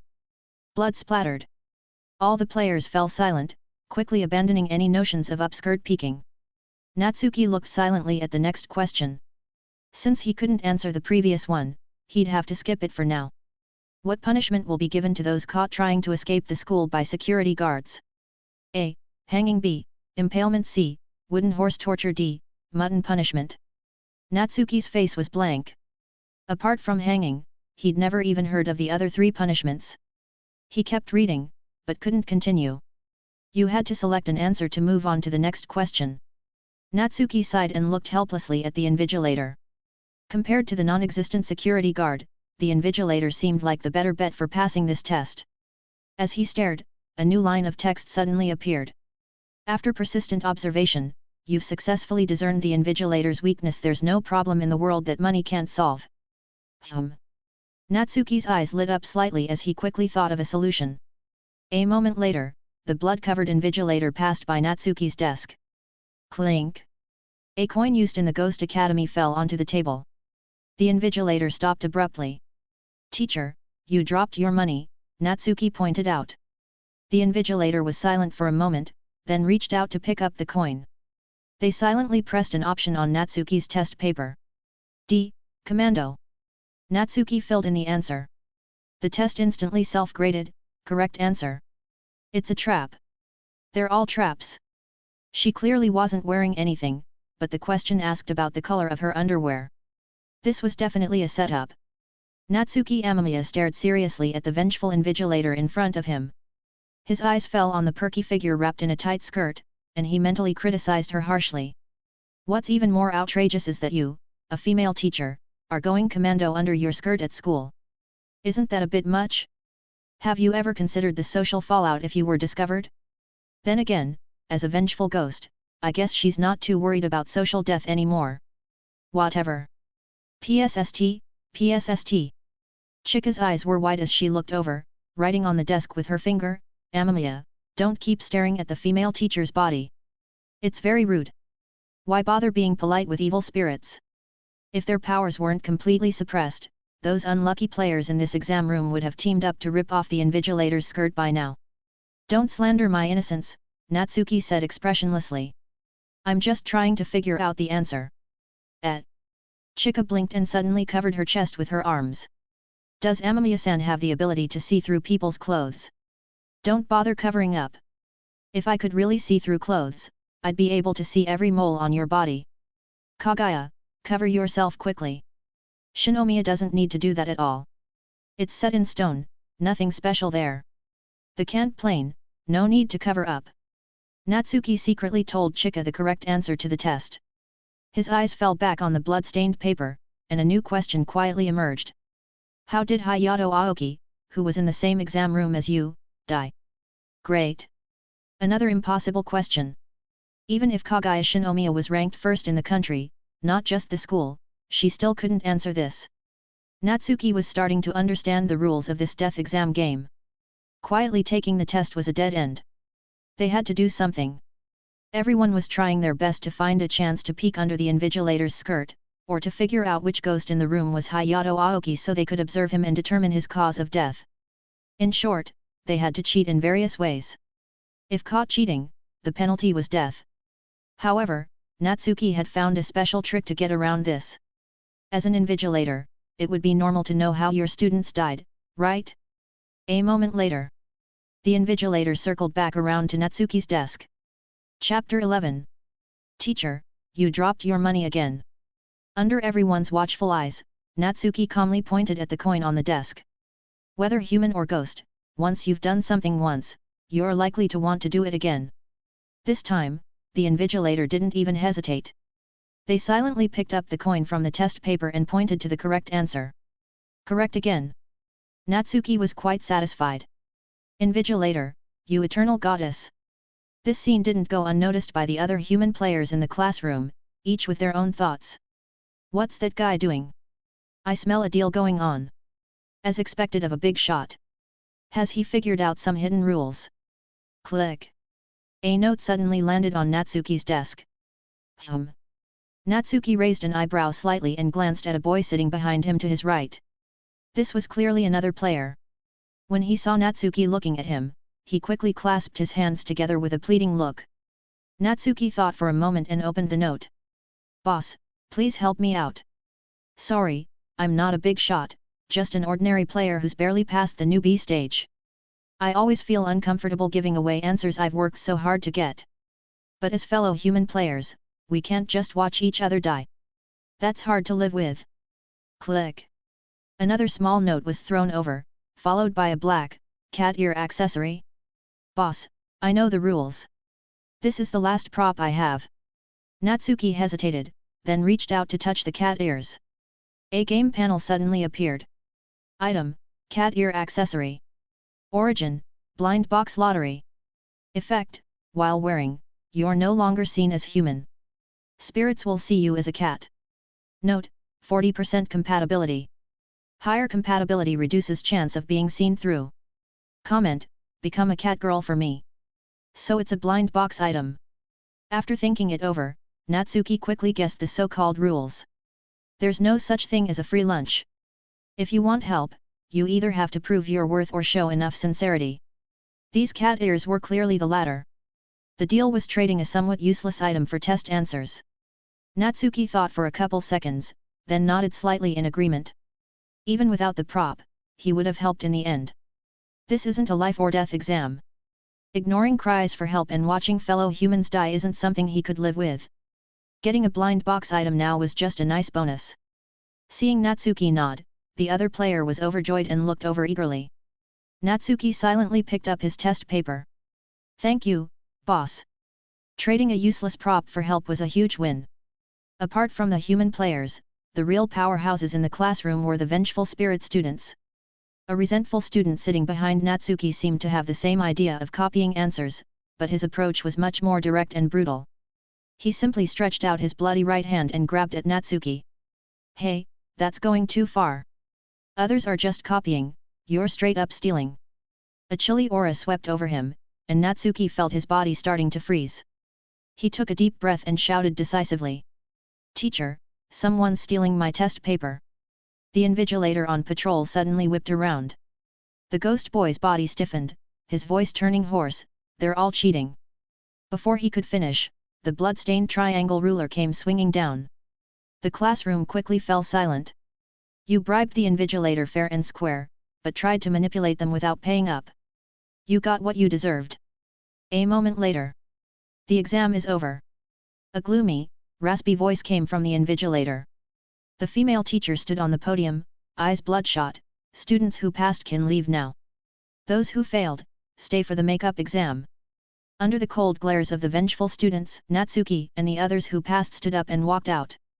We made it, Chika Fujiwara sighed, patting her chest. I thought Kagaya would ace it easily, but those questions weren't meant for humans at all. Well, it's a school for vengeful spirits. Of course humans can't do it. Amamiya-san, is that cat ear accessory special? Chika asked curiously. Take a look. Natsuki handed it over. Chika examined it curiously. Wow, it's actually a blind box item. 70% compatibility? What was it for you, Amamiya? 40%, Natsuki replied. Wow, that's so low. Chika passed the accessory to Kagaya. Kagaya, what's your compatibility rate? Kaguya Shinomiya's face remained calm and composed, showing no fear at all. After a moment, she said. 95%. That's so high. What a boring item, Kagaya said coolly, handing it back. We've met the minimum passing standard, we can go back. Before she could finish, a cold, raspy voice suddenly blared over the school's broadcast system. Notice, players, the evil of this world, cancer of the earth, and the weak and helpless Kagaya have been jointly reported by multiple students and are now wanted. What kind of title is cancer of the earth? Chika puffed up her cheeks and shouted. That's too harsh for a girl. It really is excessive, Natsuki agreed, looking at the game-given title. Evil of this world. I'm an honest, law-abiding player, and this is only my second time in the game. How could I be the evil of this world? Something fishy is going on here. Hey, wait. Chika suddenly leaned forward, eyes wide, staring at Kaguya Shinomiya. That weak and helpless Kagaya must be you, right Kagaya? It's not me, Kagaya said expressionlessly. Chika pressed on, eyes sparkling. Kagaya's so powerful, why is she described as weak and helpless in the game? How should I know? Kagaya bit her lower lip, trying to tell herself not to care. But it was useless. Of course I care. This isn't fair. Though reluctant to accept it, Kagaya maintained her composure. We should be more concerned about being wanted. Natsuki's eyes had already fallen on the game log before Kagaya's reminder. Your actions have caused public outrage. You've been reported by many vengeful students. You are now wanted. You cannot leave the game world while wanted. Location refreshed every 10 minutes. Wanted duration, 30 minutes. Natsuki frowned. I haven't done anything wrong. Why am I wanted by the whole school? Those vengeful ghost students who reported me, don't you feel any shame? You're already a vengeful spirit, but you still tattle to the school? Such poor sportsmanship. Hey, we can't go back. Chika had finished reading the log and was getting nervous. Class is about to start. Teacher Kirisu is super scary. It'll be terrible if we're late. Right now, you should be worried about surviving, not trivial things like being late or standing in the corner as punishment, Natsuki couldn't help but retort. Just then, the cold, raspy voice came over the campus radio again. The three players' current location is the east corridor on the second floor of the teaching building. As the voice faded, the lifeless ghost academy suddenly seemed to come alive. Behind them, in the exam room, doors and windows began to shake. Dull banging and roars could be heard, as if the vengeful spirits of failed students were trying to break out. Run! Natsuki made a quick decision and shouted in a low voice. If we can't leave, we'll have to find a way to survive. No matter what, Natsuki Amamiya wasn't going to sit idly by and wait for death. The two girls followed instinctively. Amamiya, where are we going? Chika asked urgently. In that moment, Natsuki's mind was exceptionally clear. Chapter 12. We can't stay out in the open like this. We need to find somewhere secluded to hide for 10 minutes, Natsuki said urgently. What about the roof? Kagaya suggested calmly. Chika's eyes lit up. Good thinking. Students aren't usually allowed up there. They'd never expect us to hide on the roof. The three of them hurried through the hallway towards the stairs. Just as they were about to head up, Natsuki froze. Coming down the stairs was a pair of blood-red high heels, attached to legs wearing a blue and white cheongsam. But above the legs, there was nothing. Natsuki felt a chill run down his spine. Legs could be attractive, sure, but disembodied ones? Terrifying. Click. Click. Click. Each step of those heels felt like it was stomping on Natsuki's heart. A red warning flashed in his mind, danger. Danger. Danger. Path blocked, avoid the leg ferry at all costs. Natsuki took a deep breath, grabbing Kagaya and Chika by their arms. Stop, he whispered. At that moment, the sound of frantic footsteps echoed from the hallway behind them. Their pursuers were catching up. Trapped between a rock and a hard place, Natsuki kept his cool. He quickly pulled the girls into a nearby bathroom. Get in a stall and keep quiet, he hissed, ducking into one himself. Kagaya and Chika shared a worried glance before squeezing into another stall together. The thundering footsteps outside grew louder. Suddenly, there was a yelp of terror, followed by stammered apologies. The sounds of pursuit faded as quickly as they'd come, like leaves scattered by the wind. Click, click, click. The sharp sound of high heels on tile faded away. Natsuki finally had a chance to take in his surroundings. Wait a second, something's missing from the wall. Is this the women's restroom? He shrugged it off. To survive, he'd break into a women's bathhouse if he had to. At least it was clean in here, with a fresh scent. The dim lighting gave the place an eerie vibe, though. Natsuki's eyes wandered over the stall door, covered in scribbles. Names he didn't recognize, messy doodles, weird symbols, nothing out of the ordinary. As he pondered their next move, Chika's voice drifted from the neighboring stall. Oh, thank you. Then Kagaya's serious tone, Natsuki. I'm here, he replied. Hey? Why are you on the left?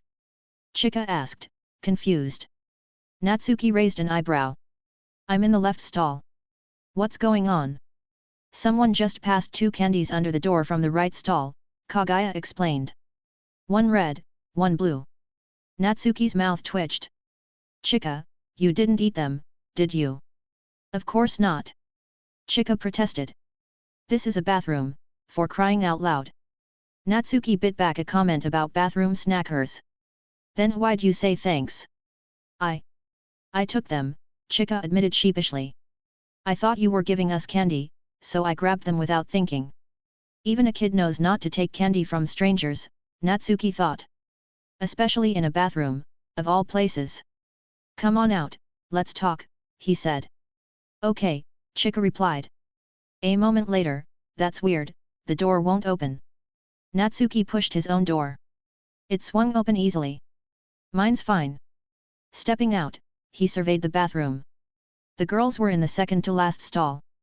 Whatever handed out the candy must be in the last one. Is the door stuck because you took the candy? He wondered aloud. Pass it here, let me see. Sure. A delicate hand emerged from under the stall door. The skin was porcelain white, almost glowing. In the palm sat 2 candies. At the same time, another hand stretched out from the last stall. This one was sickly pale, as if drained of blood. Pick one, a cold, raspy voice whispered. Who said that? Chika asked nervously. Your neighbor next door, Natsuki replied, eyeing the pale hand stretched under the stall. Just like you said. 2 candies, red and blue. They're asking me to choose. There's really someone next door. Chika's voice rose in panic. Natsuki couldn't help but groan. How could you not realize? It's got to be a ghost or something. The hand's so pale, covered in scars. I'm sorry, Chika said, guilt creeping into her voice. You know that street experiment, right? Where someone on the phone will help you grab something without thinking. I just reacted without thinking when the hand appeared. Now's not the time for that, Kagaya cut in sharply. Why is this thing offering candy? What happens if we take it? Kagaya's suspicion was warranted. Unexpected kindness often hid ulterior motives. She wasn't about to eat anything from a stranger, let alone a spirit. As if hearing Kagaya's thoughts, the raspy voice spoke again. Blue for body, red for life. What's that supposed to mean? Chika asked, curiosity overcoming her fear. Natsuki stared at the outstretched hand, and suddenly, words seemed to form in his mind. Choose the blue candy, and you'll pay with a body part. Choose the red, and you'll pay with your life. Of course there's a price for taking candy from a spirit, Natsuki mused. That's only fair. Fair? Chika exclaimed. It's just candy. That price is insane. Choose, the raspy voice insisted, the pale hand waving impatiently at Natsuki. Natsuki's face remained calm. Why can I only pick one? There was a pause. What do you mean? The voice asked, confused. I'll take both, Natsuki said firmly. After a moment of silence, fine. Take them. Hold on, Natsuki said, not reaching for the candy. Quick question, are these expired? The spirit seemed stunned into silence. Was this human really asking about expiration dates? No, it finally responded, barely containing its irritation. One more thing, Natsuki continued casually. Have these candies been approved by the Food Safety Board? The spirit's anger was palpable now. Its blue-gray nails began to lengthen. Enough. Just pick one, human. Natsuki, seemingly oblivious to the growing danger, pressed on, you know, selling uncertified food products is a serious offense. Are you sure you want to do this? Bang! Bang! Bang! The stall door shook violently. Stop stalling and choose. The spirit roared. Natsuki sighed. Well, if you won't listen to reason. In a swift motion, he grabbed the spirit's wrist. You're under arrest. Hey! Chika squeaked in disbelief from her stall. Why was Natsuki arresting the thing that was threatening them? Human, you're asking for death, the spirit growled. Oh, the arrest isn't for the unlicensed food, Natsuki said calmly. He paused for effect. This is the women's restroom, right? So why are you, clearly male, hanging out in here? The spirit fell silent, caught off guard by the absurd turn of events. Oh my god, it's a pervert. Chika blurted out. I'm not. I swear. The spirit protested quickly. Chapter 13. Did you hear that school-wide announcement earlier? Natsuki asked calmly. They broadcast our location every 10 minutes. Time's almost up. When people show up and find you lurking in the girls' bathroom, what do you think will happen? The spirit fell silent, realizing the implications. Even among vengeful spirits, some rules held. A male spirit caught in the girls' room would be labeled a pervert. The female spirits would tear him apart in seconds. Panicked, the spirit tried to use its power to teleport between bathrooms. To its shock, Natsuki's grip on its wrist held firm. Human, let go, the spirit began to threaten. Quiet, Natsuki cut it off. Open the stall and let the girls out first. The spirit bristled at being ordered around by a mere human. But before it could react. Oh! The door's unlocked now, Chika exclaimed, stepping out with Kagaya. Chika, give the candy back, Natsuki instructed. Chika quickly complied, and the spirit took the candy back without protest. Let's go, Natsuki said, finally releasing the spirit's wrist. As they left the bathroom, Kagaya reminded them, the broadcast will start again soon. Should we head to the roof? Chika suggested. Right on cue, the announcement blared their location, sending the school into a frenzy again. The trio raced up the stairs, only to find the roof access locked. No worries, Chika said, reaching for a hairpin. I've got some lockpicking skills. I can open this. How long will that take? Natsuki asked. 3 to 5 minutes, maybe. Without a word, Natsuki turned and headed back down. We're leaving. They'd be sitting ducks if they stayed put that long. As they rounded a corner, they nearly collided with a tall, suit-wearing ghost shrouded in black mist. Its aura of resentment twisted into horrifying shapes. A warning flashed in Natsuki's mind. Level, Dean of Studies. Weakness, Ultimate Cat Lover, won't harm cats, even as a vengeful spirit. Click, click, click. The leggy spirit appeared behind them. They were trapped. Natsuki quickly pulled out cat ear hair clips and looked at Kagaya. Her face was expressionless, but he could almost see the words so scary, floating above her head. Kagaya, put these on. He urged. Kagaya frowned. Why? No time to explain. Trust me, Natsuki insisted, handing her the clips. Without hesitation, Kagaya took them. Teammates had to trust each other, and silly emotions like embarrassment weren't in her vocabulary. She calmly clipped them into her long black hair, face still cool and composed. To Natsuki's disappointment, Kagaya didn't transform into a cat girl. She just looked like Kagaya, with cat ears. But the mist-shrouded Dean froze, his red eyes dimming as if afraid to startle a cat. It worked. Chika whispered in awe. That weirdo's scared of cat ears. In his eyes, Kagaya's a cat now, Natsuki explained. He likes cats too much to risk scaring her. How do you know that? Chika asked, curious. Secret, Natsuki replied. I'm great at keeping secrets. People who say that are usually the first to spill, Natsuki teased. Hey! Chika protested. Kagaya spoke up, her tone level. I don't even like cats. She reached up to touch the cat ears, tilting her head slightly. The cool expression combined with the cute gesture was oddly captivating. Suddenly, the misty Dean took a half-step forward, his red eyes flaring. Oh, he's angry, Chika whispered. Kagaya, quick! Say you like cats. Hold on, Natsuki interrupted. He's mad because Kagaya's not acting like a cat. Cats can't speak human language. She needs to sound like a cat. Chika's eyes lit up. She raised a hand to her ear, mimicking a paw. Like this, Kagaya, meow.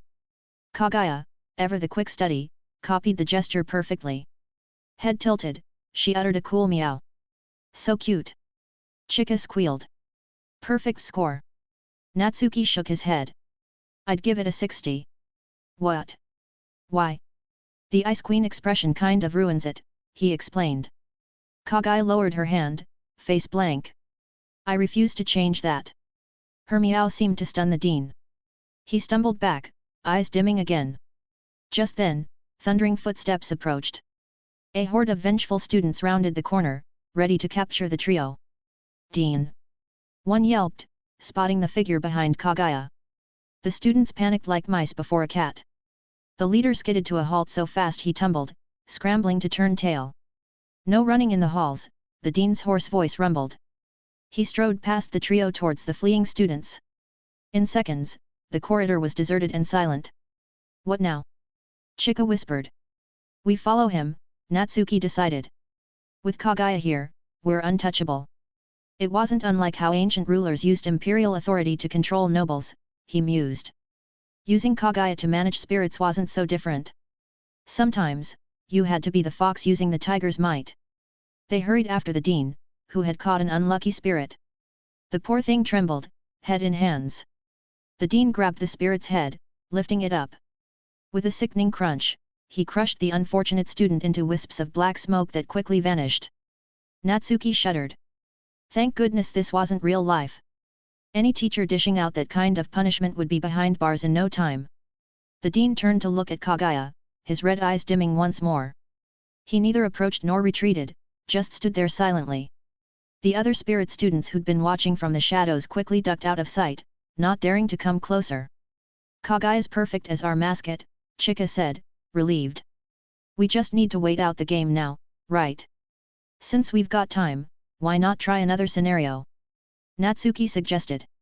Higher scores mean better rewards at the end. Agreed, Kagaya said coolly. Above her head, invisible to the others, floated the text. I don't want to be a mascot. This is the main building, Natsuki said. Let's explore a bit. As they walked, the dean silently followed, seemingly intent on protecting the cat girl. Suddenly, a game prompt chimed. Chapter 14. Natsuki looked around calmly as they entered the gaming area. This place isn't huge, but it's got everything: claw machines, pachinko, even mahjong. Pretty decent setup. The air reeked of blood. Besides Natsuki and his two companions, a few unlucky players cowered in the corners, pale and trembling. In the center stood a blonde girl in a blood-stained school uniform. Her mouth was grotesquely cut into a Glasgow smile. No doubt, she was the vengeful spirit haunting this place. Well, well. What brings you humans here willingly? The ghost girl cocked her head, puzzled. Natsuki stepped forward, cool as ever. Just looking for some fun. How about a game? The hiding players gaped in shock. Is this guy for real? He's gotta be nuts. No clue what he's in for. What a waste. Pretty face, empty head. The ghost girl licked her lips, excitement gleaming in her eyes. Brave, aren't you? All right, here's the deal. Cards, dice, Chinese checkers, mahjong, pick any game here. Win, and you're free to go. Lose, and I'll take your most precious possession, your heart. Hold up, Natsuki interrupted. Having second thoughts. Who said my heart's my most precious thing? Oh? What is, then? Natsuki glanced at the expressionless cat-eared girl beside him. My most precious thing is Kagaya, of course. What did you just say, human? The ghost girl tilted her head, surprise etched on her face. Natsuki turned to the cat-eared girl, his eyes sincere. From the moment I first saw Kagaya, I was drawn to her. I couldn't look away. He took a deep breath. I want to say it out loud, Kagaya is my most precious thing. Far more important than my heart. Everyone in the room, unlucky players and vengeful spirits alike, turned to look at Kagaya. The beautiful girl with long black hair and cat ears remained cool and calm, her face unreadable. Kagaya-chan. Natsuki just confessed to you. Chika's eyes went wide, her voice a hushed squeal. Kagaya's cat ears twitched slightly as she glanced at her friend. He's obviously just using me as a shield. But I've never even gotten a love letter in my shoe locker, let alone a face-to-face confession. Even if it's an act, it feels complicated. Hee hee. The ghost girl's chuckle made her grotesque mouth seem even more horrifying. Her eyes locked onto Kagaya. You heard him. Are you willing to be this boy's wager? Kagaya, ever the composed genius, replied coolly, I am. The ghost girl blinked in surprise. She raised a blood-stained hand, nails sharp as knives. If he loses, I'll rip out your heart. Kagaya crossed her arms. I believe in Natsuki. TCH. The ghost girl's smile turned vicious. Don't come crying later, then. The other players watched in stunned silence. Seriously? He's using her as a shield. We're in a horror game, and we still have to watch this lovey-dovey crap. They have no idea what they're in for. Enough chatter, the ghost girl snapped. 1 minute to choose your game. Winner walks free. Loser, well, I get the girl's heart. Don't need a minute, Natsuki said, scanning the room. Let's roll dice. Highest number wins. The cowering players gasped in shock. Is this guy for real? At least with a fighting game, skill matters. This is pure luck. What a waste. Poor girl stuck with this jerk. The ghost girl smiled, arms crossed. Brave, aren't you? Here are the dice. You first. Natsuki stepped up, grabbed the dice, and tossed them. 4 and 5. 9 total. Not bad. The ghost girl took her turn. The first die stopped on 4. The trapped players held their breath. Unless she rolls a 6, odds are in his favor. All eyes locked on the second die as it slowed. 3. Kagaya-chan, we won. Chika cheered. Suddenly, the ghost slammed the table. The die flipped to 6. Looks like I win, she grinned wickedly. You cheated. Chika shouted. We clearly won. I never said cheating wasn't allowed, the ghost leered at Kagaya, eyes glowing red. Now, about that heart. Natsuki's face hardened. Cheating at games? How pathetic. Watch your mouth, human, the ghost snarled. Or I'll tear you apart. Natsuki kicked the table over. If you can't play fair, don't play at all. You're dead. The ghost lunged at Natsuki, blood and tears streaming from her eyes. He quickly ducked behind Kagaya and shouted. Principal. Someone's bullying the cat. Bang. The door flew open. The imposing dean, wrapped in dark mist, strode in. The ghost girl trembled, backing away like a mouse cornered by a cat. Check this out, Natsuki pointed at Kagaya's shoulder. The blood's still fresh. She's abusing cats. That's a lie. I didn't, the ghost girl sputtered, bloody tears streaming down her face. You're the one who smeared blood on her just now, you fraud. Have you no shame? Not only does she torture cats, she's running an illegal gambling den in here, Natsuki continued, righteous indignation in his voice. I'll kill you. The ghost lunged at him in a rage. The dean silently reached out, grabbed her head, and crushed it. His voice rumbled, gambling on school grounds is strictly forbidden. Severe punishment is required.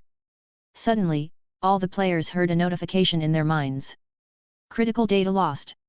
Scene has collapsed. Congratulations. You have successfully cleared this stage. We passed. The hiding players were bewildered, then ecstatic. To clear the stage without lifting a finger, there couldn't be a better surprise. All done, Natsuki said coolly, slipping his hand in his pocket. He turned to the cat-eared girl. Kagaya, you're a lifesaver. Chika nodded enthusiastically. Kagaya-chan, our savior.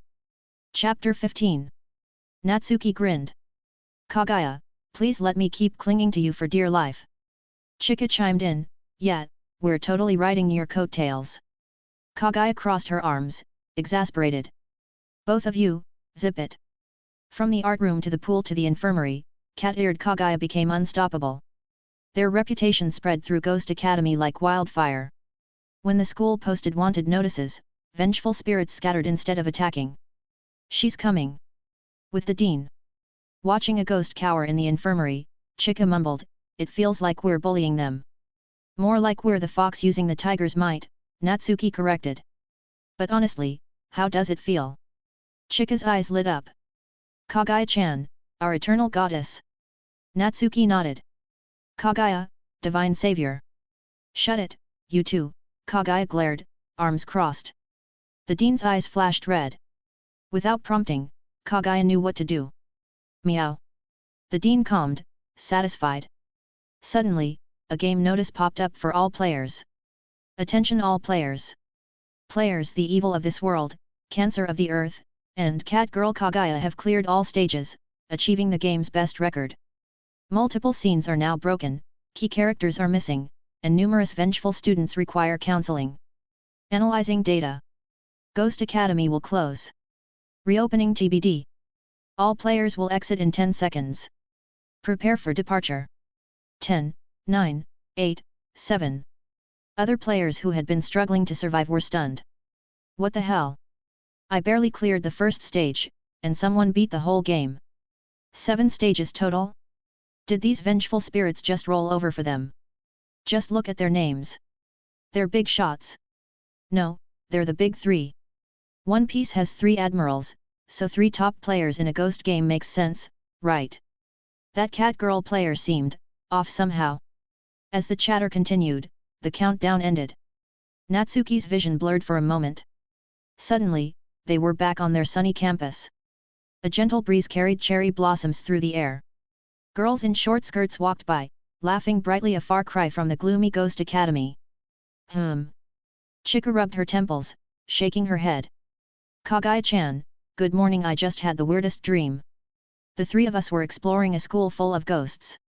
Natsuki and Kagaya stared at her silently. Chika blinked. Why aren't you saying anything? That wasn't a dream, Kagaya said calmly. No way.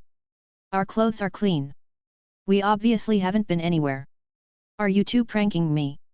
Natsuki paused, then declared, Kagaya, our eternal goddess. Kagaya's lip twitched slightly. It's Masket, you idiot. Wait, seriously? Everything that just happened was real. Chika's eyes went wide. Listen. Kagaya sighed, massaging her forehead. She explained everything that had transpired since the previous night. I see, Chika calmed down, eyes sparkling. Kagaya-chan had quite the mysterious adventure. It wasn't fun at all, Kagaya said coldly. Chika tilted her head. But you don't seem scared at all, Kagaya-chan. Natsuki's eyes flicked to the top of Kagaya's head. A line of text appeared. So scary, so scary, so scary. I never want to experience anything like that again. I'm heading to class, Natsuki murmured, ready to leave. They were by the shoe lockers, and curious eyes were already turning their way. Let's go, Kagaya said coolly, crossing her arms and heading upstairs. Wait up, Kagaya-chan. Chika hurried after her. Natsuki followed a few steps behind, lost in thought. 16 years of normal life, and suddenly I've unlocked hell mode. Great. He knew now that clearing one horror game didn't mean it was over. Players were forced to participate regularly, with no end in sight. My old plan was simple: study hard, get into a good university, maybe have a sweet romance, or 2. The cool senior with black stockings, the cute underclassman. Both would be perfect. But now, staying alive is priority 1. Natsuki opened his game panel. Game completed. Scroll for details. Player title, The Evil of the World, based on overall performance. Completed 7 side quests, 70 game coins earned. New mall items unlocked. Note, multiple Wraith students have filed complaints. You are temporarily banned from Ghost Academy. Ghosts complaining about bullying. Talk about thick-skinned, Natsuki muttered. He checked the game mall. A new item caught his eye. Today's attribute, Endurance. Cost, 50 game coins. Description, permanent endurance boost. Note, as we all know, endurance is most useful in married life, assuming you have a wife or girlfriend first. Natsuki scowled. Low blow. What's wrong with being single? Suddenly, a panicked cry rang out. Natsuki looked up to see Chika trip on thin air. Before he could react, everything went black. Teacher. Fujiwara just hit someone with a ball. As Natsuki's vision cleared, he found himself sprawled on the stairs, a dull ache spreading across his forehead. Chika was hovering over him, her face a mix of concern and embarrassment. Oh no! Natsuki-kun, I'm so sorry. Are you okay? Chika fretted, her hands fluttering nervously. Kagaya stood a few steps above, her cool facade cracking slightly as she peered down at him. Amamiya-kun, can you stand? Natsuki sat up slowly, rubbing his head. I'm fine, just a bit dizzy. What happened? A small crowd had gathered, whispering and pointing. One student piped up, Fujiwara-san tripped and fell backwards. You caught her, but then you both went down. Ah, my hero. Chika beamed, then quickly sobered. But also my victim. I'm really sorry. Natsuki stood carefully, steadying himself against the wall.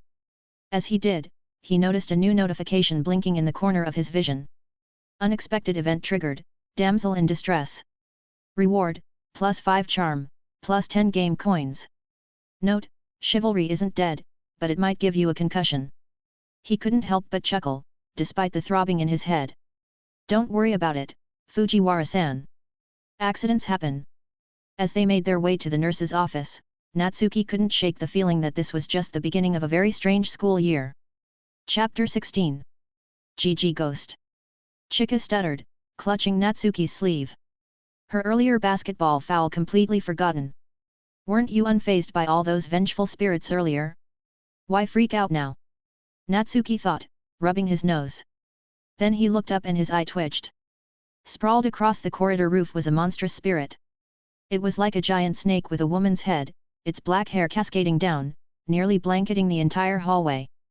The hair seemed alive, writhing and twisting in the air. This wasn't some beautiful serpent from a folktale. No, this was pure nightmare fuel, like a horrific car crash you couldn't look away from. Anyone who saw this would feel their sanity slipping, their skin crawling. Sorry, Fujiwara-san. I misjudged you. Anyone would be terrified of this thing. Being an airhead won't help here. Even Kagaya took a half step back. Her face remained cool and composed, but the floating so scary emotes above her head told a different story. You can see me. The spirit's dozen scarlet eyes fixed on them, its sinister voice slithering into their ears. Natsuki's mind raced. Great. Just great. We've barely recovered from one horror game, and now this? What's next? A pop quiz. He glanced at Kagaya and Chika. Chika was trembling, while Kagaya, well, those emotes were still going strong. Looks like it's up to me. Again. Why did I ever think school life would be normal? Look. Chika's eyes filled with tears. Before she could finish, Natsuki covered her mouth. SHH, Natsuki whispered in Chika's ear, act like you didn't see anything. After becoming official players, they could see the world's true nature. Honestly, Natsuki found the spirits at Vengeful Spirit Academy more bearable than what lurked in reality. At least those had human forms, just paler and quieter. The entity in the hallway clearly wasn't buying their act.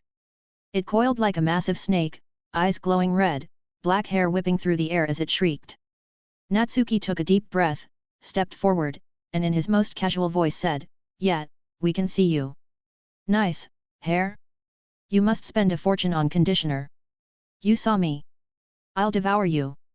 Luckily, Natsuki's protective aura was active. As the creature's hair lashed out, it ignited upon contact, flames racing upward. The spirit's expression went from blank to agonized. It howled, frantically slapping at the flames before fleeing. It's gone, Kagaya breathed, realizing her palms were slick with sweat. Even the Ice Princess had her fears, and ghosts topped the list. What was that? Chika's voice quavered, so scary. Someone's coming, Kagaya whispered, rubbing her temples. Let's get back to class. Meanwhile, nearby. Hey, Maiko?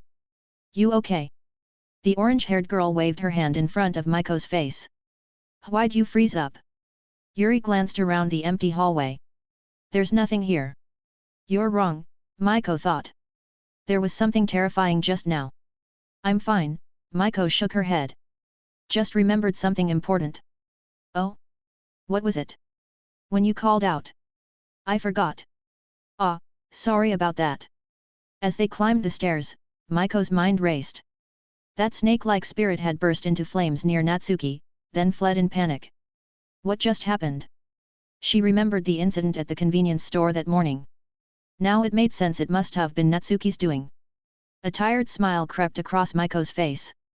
Finally, a glimmer of hope in this gloomy life. A week ago, Maiko had started seeing terrifying spirits everywhere. But now, Maiko had tried everything: salt, crosses, garlic, holy water, shrine amulets. She even ordered a peachwood sword from Amazon. But nothing worked. No one else could see these spirits, let alone banish them. Maiko felt like a house pet surrounded by wolves.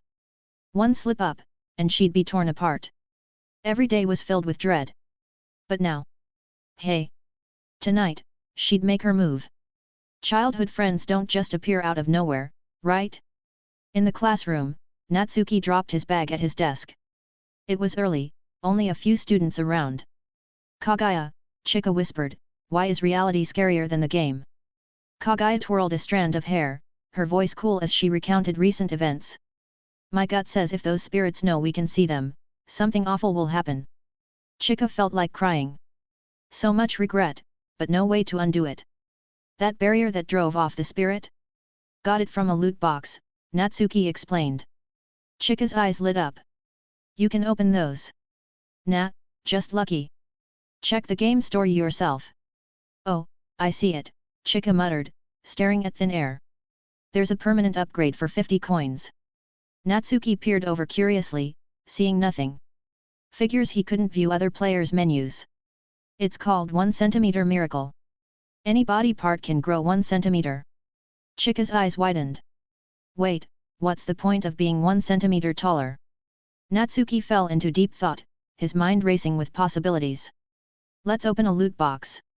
Chika's mood had flipped completely from terrified to excited. I've always been lucky, she boasted. The other day, I won a bonus from a vending machine. Oh? What was it? Natsuki asked, curious. Chika struck a proud pose.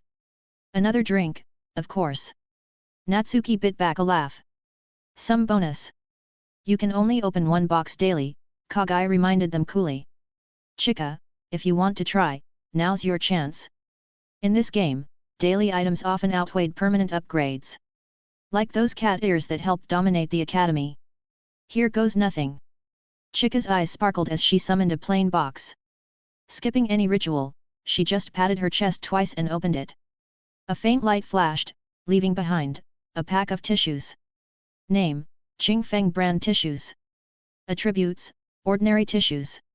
If left bedside overnight, may transform into the holy shroud. The trio fell silent, staring at Chika's prize. Why would tissues by the bed become smelly? Kagaya asked, brow furrowed. Natsuki glanced at her, speechless. Was she really that innocent? But Kagaya's clear eyes showed no hint of teasing. Why are you quiet? Was my question strange, floated above her head. Natsuki was stunned. She genuinely didn't know. How could a high schooler be this naive? He looked to Chika, meeting her gaze. Ah. So Kagaya was the exception. Chika clearly knew the score. Ahem, guess today's not my day, Chika coughed, placing the tissues on Natsuki's desk with a wink.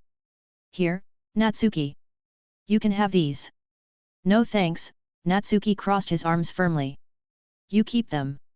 I'm sure you'll find a use. Chapter 17. Using tissues from a girl for that? That's just creepy. Natsuki protested. Girls don't need them for that, Chika insisted. Not necessarily, Natsuki started, but Kagaya cut in, confused. What are you talking about? As Natsuki opened his mouth, Chika suddenly gripped his shoulders. Her smile was sweet, but her eyes held a warning. Natsuki, don't corrupt Kagaya, okay? Who's corrupting who? Natsuki thought. Her lack of common sense is dangerous. As more students arrived, they returned to their seats. The day passed quickly. That afternoon, Natsuki gazed out the window, twirling his pencil. Students played soccer, oblivious to the massive toad-like spirit catching balls by the goal. These spirits weren't afraid of daylight at all. 3 had appeared in class today alone. As school ended, Natsuki packed up. Heading out. Chika chirped. Yeah, going home. No club activities. Didn't join any.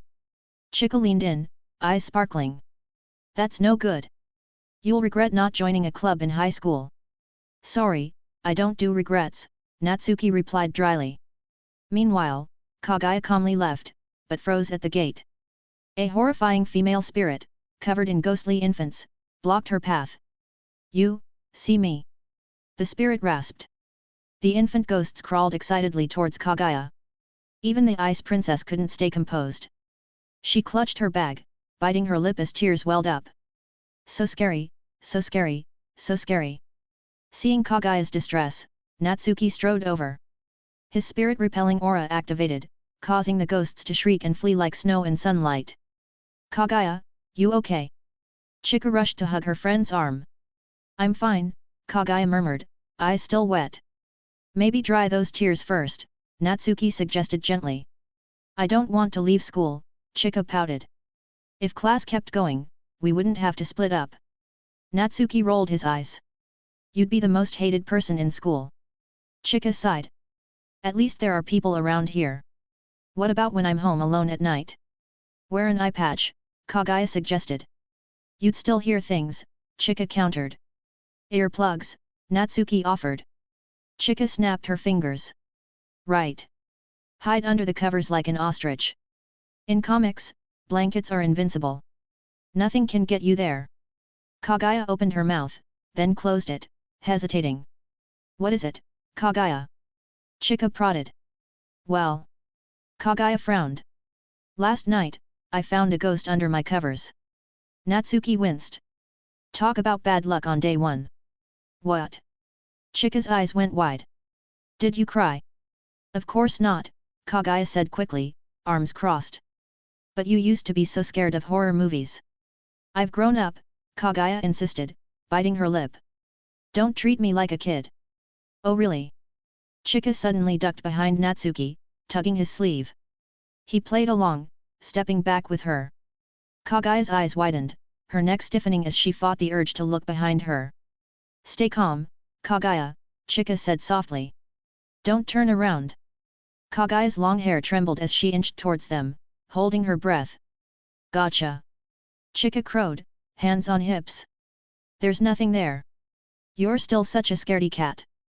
Kagaya pressed a hand to her chest, slowly turning to look behind her. There's nothing there, Kagaya said, turning back. Chika grinned, oblivious to the danger. No wonder you've got dark circles. Didn't sleep, huh? Kagaya took a deep breath, a dark aura seeming to rise from her. Her eyes flashed as she smiled sweetly. Chika, you're so adorable. Natsuki instinctively stepped back. Kagaya's smile was scarier than her cold face. I'm sorry. I was wrong. Chika yelped, crouching defensively. I wish I could stay at Natsuki's, she added pitifully. Guess I'm not wanted, Chika pouted when Natsuki didn't respond. Suddenly, her eyes lit up. Hey, why don't we run for student council together? What? Natsuki raised an eyebrow. The election's coming up, Chika explained. If we win, we'll have a big activity room to hang out in after school. That's not what student council is for, Natsuki thought. I agree, Kagaya said calmly. I was planning to run anyway. I'll think about it, Natsuki replied. They parted ways. Natsuki walked home, ignoring the ghostly security guards at the gate. I'm home, he called, greeted only by his Akita dog. No anime-style family situations here, just an empty house. Opening the fridge, Natsuki found a rotting head inside. Unfazed, he grabbed a Coke and slammed it shut. It was still early, so Natsuki decided to walk the dog. Daytime walks seemed safer now. At the park entrance, he ran into Maiko and her friend Hana. Hey, Natsuki! Hana called cheerfully. Her eyes lit up at the sight of the dog.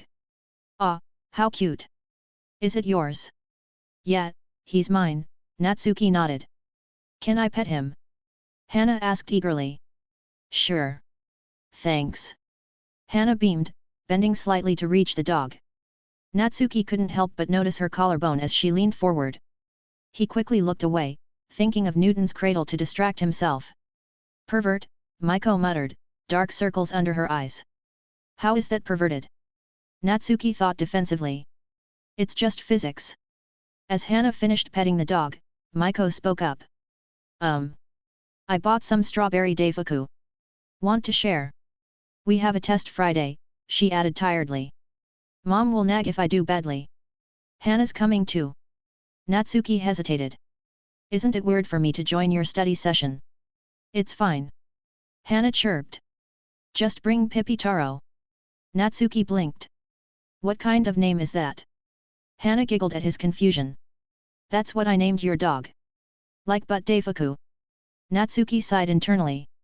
What's with the weird pet names? All right, I'll come, he agreed. Can I hold Pipitaro's leash? Hana asked, eyes sparkling. Go ahead, Natsuki shrugged, handing it over. Thanks. You're so nice, Natsuki. Please don't hand out nice guy cards so easily, he deadpanned. Don't worry, Hana teased. You and Maiko are childhood friends. You won't be single forever, even with a nice guy card. Childhood friends doesn't mean we're dating, Maiko protested weakly, blushing. Natsuki nodded. He and Maiko were indeed childhood friends, but nothing more. Natsuki and Maiko had been neighbors since junior high when Natsuki's family moved next door. They'd gone to the same school, and he'd seen her change from an ordinary girl to the reserved person she was now. Teenage girls really did change quickly. Their families were close. With Natsuki's parents often away for work, Maiko's mom would invite him over for dinner. They were childhood friends, but nothing more. Just good friends. In reality, childhood friends rarely ended up together. They usually just became old playmates. They arrived at Maiko's house. I'm home, Maiko called, unlocking the door.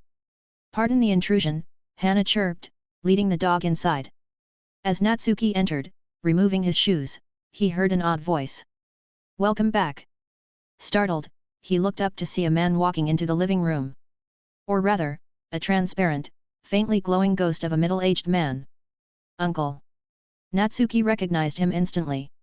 It was Maiko's father. He'd been alive when Maiko first transferred schools, but later passed away from an incurable disease. Natsuki had seen many spirits lately, but this was different.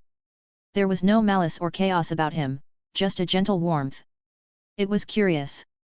Maiko watched Natsuki carefully from the corner of her eye. He can see Dad, wait. Her eyes widened as she remembered something crucial. Natsuki seemed to have some ability that could harm spirits. Weaker ones even vanished entirely. Maiko's heart raced. Even as a ghost, her dad was family. If he got hurt because of her. No. She had to act fast.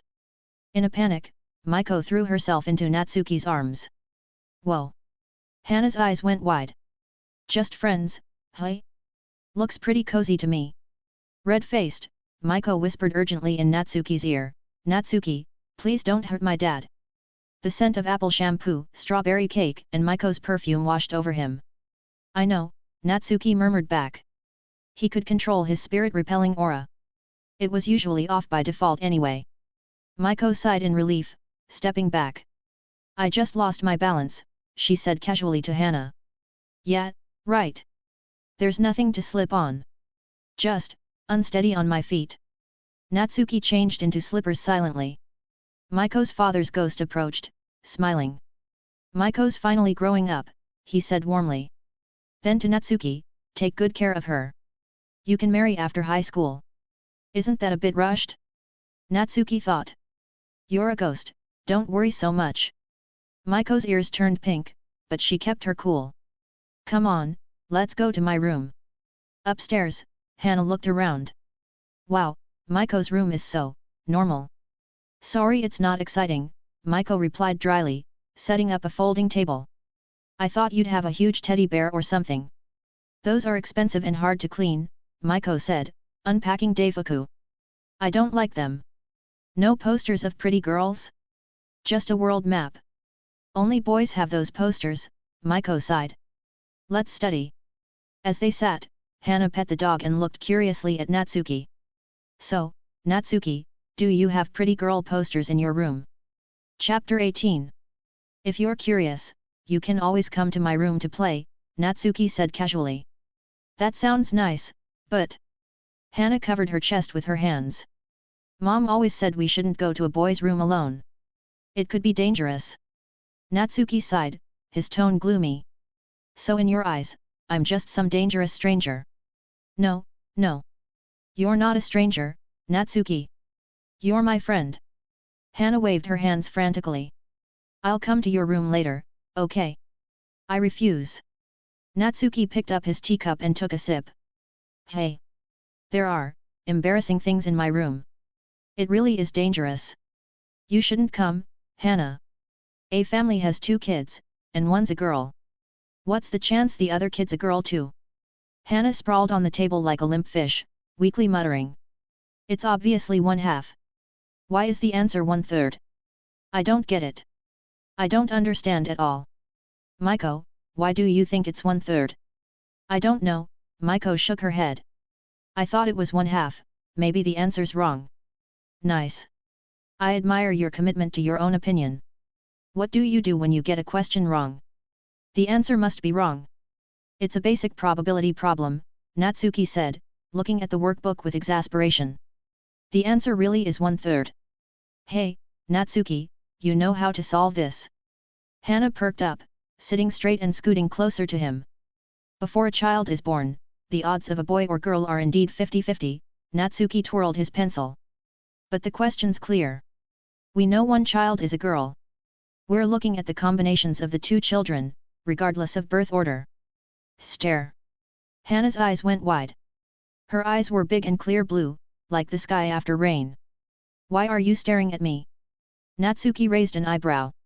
Hana hesitated, tapping her chest lightly with 2 fingers, her face slightly flushed.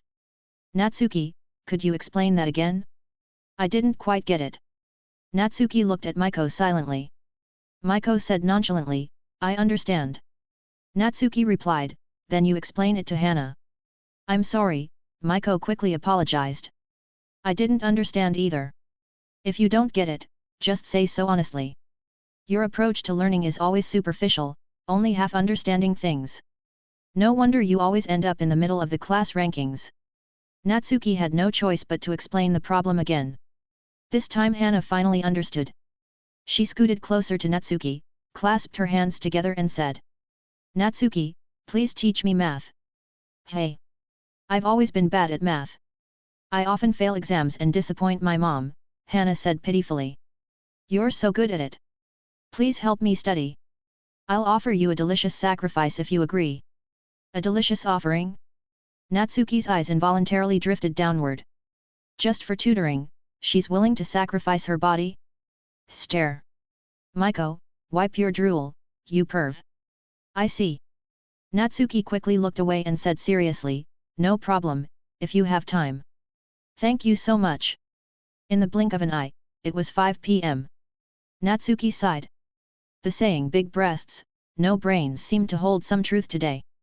For instance, Kagaya was a famous genius at school, top of her grade with a high IQ. But her chest was quite ordinary, practically elementary school level. Chika was well developed but didn't seem very bright. The same went for Hana in front of him. It's getting dark. Hana stretched, unknowingly showing off her figure. Maiko, Natsuki, I'm heading home.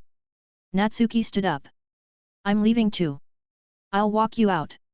Maiko followed them downstairs, bumping into her younger brother on the way. Her mom was still at work. After greeting Maiko's brother, Natsuki left with his dog. See you tomorrow.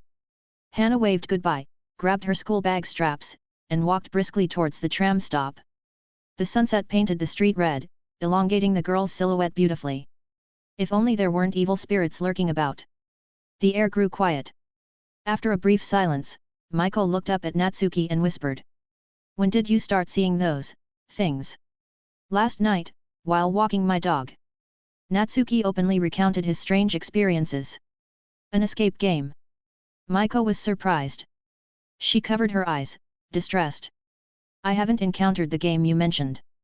A week ago, I suddenly started seeing those terrible things. I almost went crazy. She could see and hear vengeful spirits but had to pretend nothing was wrong.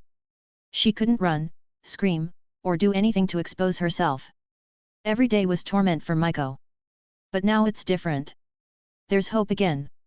Maiko grabbed Natsuki's hand, her eyes sparkling. So, those vengeful spirits can really be eliminated, right? Of course. Natsuki briefly explained the effects of the spirit-dispelling aura. Come on, let's go to my place, Maiko said, eyes bright as she pulled Natsuki along. We'll get rid of those things hiding in the house first. Natsuki asked, what about your dad? The spirit-dispelling aura had a 5-meter radius. He wasn't sure how it would affect Maiko's father, so caution was needed. Maiko hesitated briefly before saying, I'll keep an eye on Dad.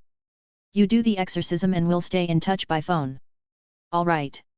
Natsuki returned to Maiko's home and began his exorcism mission. Kitchen, living room, bathroom. He went everywhere, activating the aura whenever he spotted a vengeful spirit. There weren't many, but each was uglier than the last. It was impossible not to be startled when one appeared suddenly. After finishing, Natsuki said goodbye and went home. I can finally sleep peacefully tonight. At 11 p.m., Maiko happily set her phone alarm and prepared for bed. But then she caught sight of the curtains. Behind them, a twisted black shadow had appeared. Maiko bit her lip silently, tears welling in her eyes. The monsters respond too quickly. Is living at Natsuki's place my only option? No words were spoken that night. The next day, after a quick breakfast of bread and milk, Natsuki headed to school. Good morning, Natsuki. Chika waved, her voice clear and cheerful. Morning. Natsuki nodded in response, his eyes falling on Kagaya. He could tell at a glance she hadn't slept well. Kagaya, your dark circles are worse again, Chika said, eyes wide. Did you stay up late last night? Kagaya bit her lip slightly, maintaining her composed expression. I didn't stay up late. I didn't dare sleep at all, she thought. How can you sleep with a terrifying monster standing by your bed, staring at you? Natsuki said, enough chat. Let's open the mystery boxes. They'd agreed yesterday to open them together in the classroom to avoid any surprises. No one knew if a vengeful spirit might appear. I'll go first. Chika raised her hand, bought today's mystery box, and opened it right away. Hey, there's a skill card in here. Chika showed the card's details, sounding disappointed. Once learned, it lets you rename other people as outlaw. What a useless skill. 1-star review. Chapter 19. Skill, Outlaw. Details, you can rename an enemy unit to Outlaw Zhang-san. Note, lawless criminal Zhang-san, if I call your name, will you dare answer? After seeing Chika's new skill, Natsuki and Kagaya fell silent. This skill did seem rather useless. Neither could imagine what purpose it might serve. As humans, we should find joy in adversity, Natsuki consoled her. Think about that pack of tissues yesterday. Doesn't that make you feel better? That makes it even worse. Chika covered her ears, scowling. You just reminded me of an even more unpleasant memory. My apologies. You don't sound sincere. Bow when you apologize. Next, it was Natsuki's turn to open a mystery box. That morning, he'd checked the instructions but couldn't tell what was inside. He only got a vague hint about healing items. As he opened it, a faint glow invisible to normal people appeared, and a band-aid materialized in Natsuki's hand.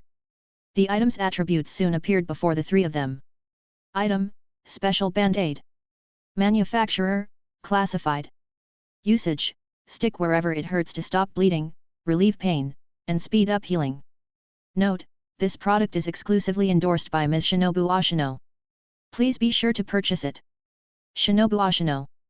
Chika blinked, muttering to herself. Strange, I feel like I've heard that name before. No, you haven't, Natsuki said, his face blank as he quickly stuffed the band-aid into his school bag. I definitely have, Chika insisted. I just can't remember where. Let me search on my phone. Natsuki earnestly advised, I wouldn't do that if I were you. I refuse. Chika raised her chin, took out her phone, and unlocked it. Once a girl's curiosity is piqued, it can't be stopped. Natsuki said nothing more. Chika was a high school student now, it was normal for her to be curious. Eek. A moment later, Chika let out a startled cry. She quickly covered her skirt with both hands, her ears turning pink. The blush spread across her face like fire as she exclaimed. I actually looked up something so perverted. It's so obscene. That artist must be a devil. What are you talking about? Kagaya tilted her head, curiosity in her voice. Everyone has curiosity. The Ice Queen was no exception. Don't ask, Kagaya, Chika said seriously, wagging her finger. This is a forbidden topic you shouldn't touch. Kagaya. It was still mystery box time. Next was Kagaya's turn. Remembering yesterday's game team card, Kagaya was still nervous, but, her luck couldn't be that bad every day, right? She'd watched a horoscope show that morning, and the host said her fortune today was very good. Chika. A girl's voice called from the classroom door. Ah, coming. Chika had friends everywhere. Hearing the call, she happily ran to the door. Meanwhile, Kagaya took a deep breath and opened her mystery box with a serious expression. And then, nothing appeared. Is it empty? Natsuki asked, surprised to see Kagaya's hands empty. He'd read the box descriptions before. There was always supposed to be something inside, even if it was just a useless pack of tissues. What was the point of an empty box? Kagaya said nothing, just bit her lower lip and gave him a wronged look. A line of text appeared above her head. Liar, liar, liar, liar. Natsuki was speechless. What's with that hurt expression? When had he ever lied to her? She should check her conscience before accusing others. Kagaya, what did you get? Chika hurried back from the corridor after talking to her friend. Kagaya silently moved her lips, sharing the attributes of her gift without speaking. Natsuki looked over curiously and soon understood why Kagaya's hands were empty. The item was actually an interesting task. Task: open your eyes to the sun. Details: look at the sun for 10 minutes, or the first creature you make eye contact with. Choose one option. Don't blink or you'll fail and have to start over. Reward: permanently improved eyesight. Note: complete before midnight today or fail. Failure penalty: lose eyesight for 24 hours. Comment: as a child, I could look at the sun and see the tiniest details. I'd examine small objects carefully. That's why I became interested in otherworldly things. This task isn't interesting at all. Chika exclaimed. Staring at the sun for 10 minutes without blinking will damage your eyes. It is dangerous, Natsuki agreed. Best not to try it lightly. The world was vast, and there were always some gifted individuals who could look into the sun's eyes, but they were extremely rare. Most ordinary people simply couldn't do it.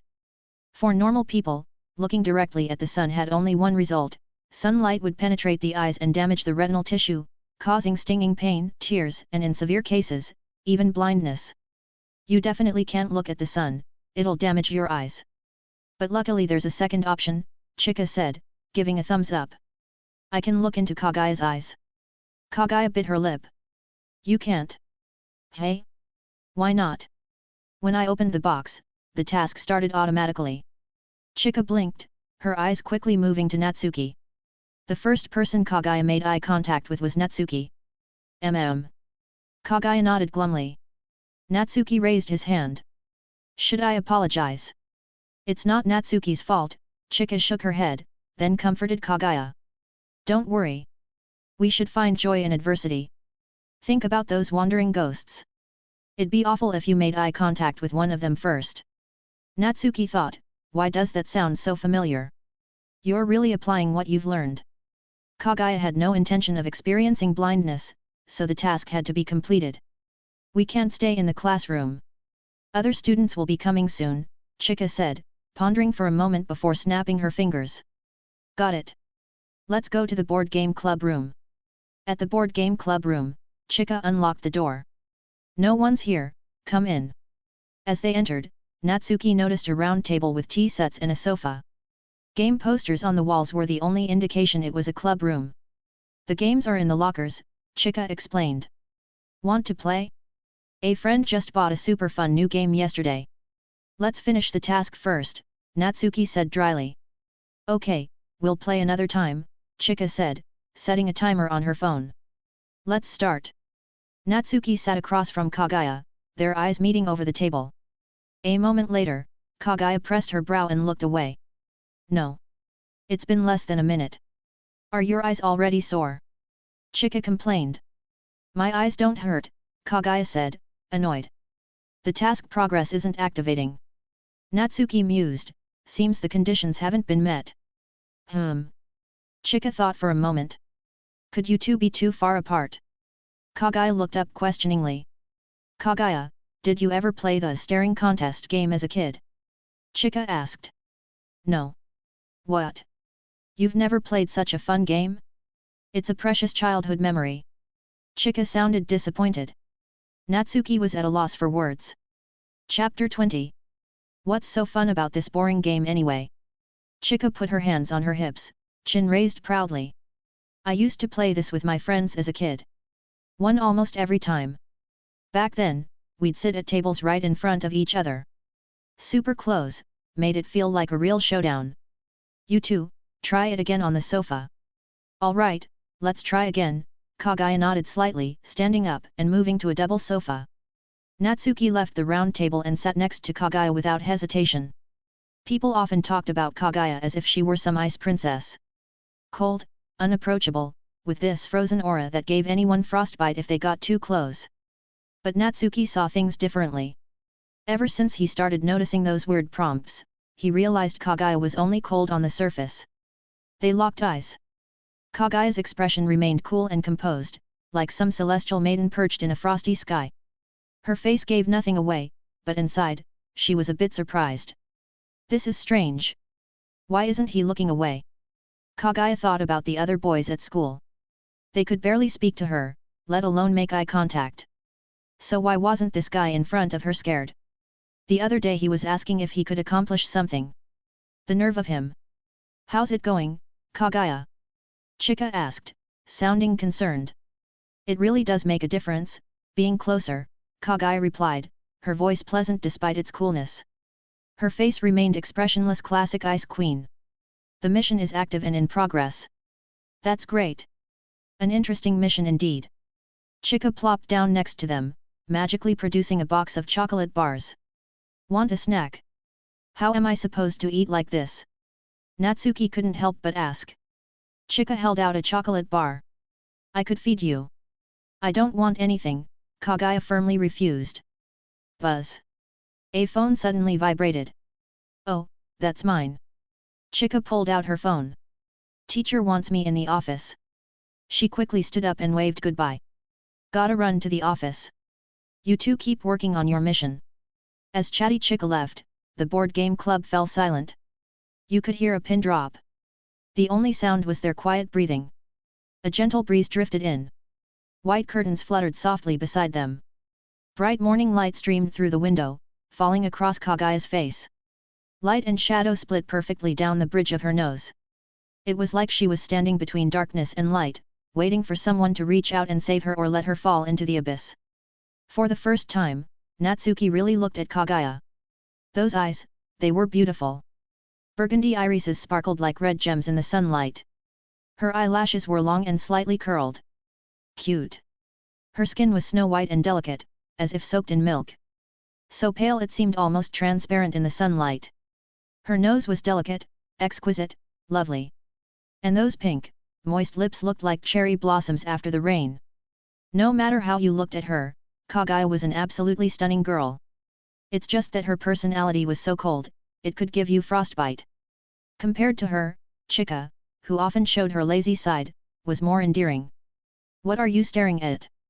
Kagaya suddenly asked. Well. Natsuki hesitated for a moment, then decided to be honest. You have beautiful eyes, Kagaya. You must have heard that compliment a million times since childhood, right? You can't exactly say your eyes are ugly with a straight face.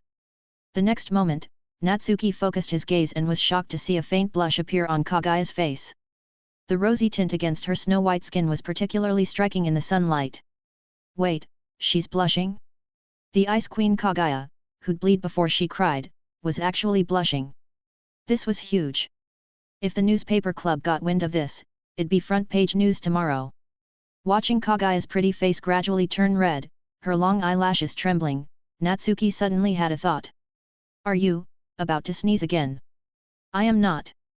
Kagaya bit her lip lightly, secretly clenching her fists as she recalled that embarrassing memory. Being treated like a sandwich on the playground was bad enough, but actually sighing with regret? How mortifying. This boy in front of her was still useful for now. Once she'd squeezed him dry, she'd make him turn himself in and confess his crimes. My eyes just hurt, Kagaya said, her tone unusually unsteady. I don't want to sneeze. There was another reason she didn't mention. For some reason, seeing her clear reflection in the boy's eyes made Kagaya's heart start to race. My eyes are hurting too, Natsuki pondered. The mission only says we can't blink, so I should be okay, right? Hold it in, don't blink, Kagaya crossed her arms, her voice cold and unforgiving. Almost 3.5 minutes have passed. If your blinking affects anything, we'll have to start all over. It's only 10 minutes to start over.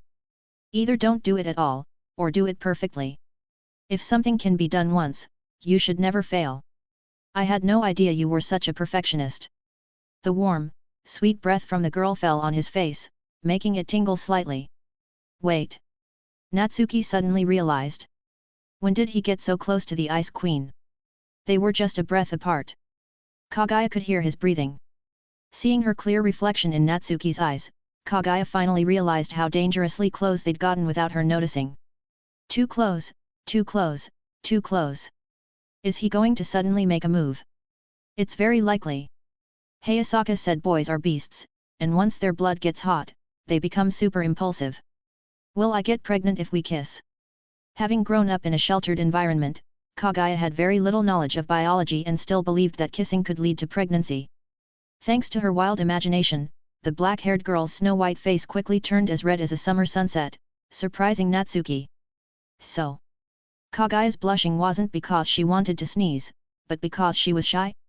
What happened to the Ice Queen? She could have passed for a ghost with that poker face before, why was she suddenly shy now? Natsuki held his breath.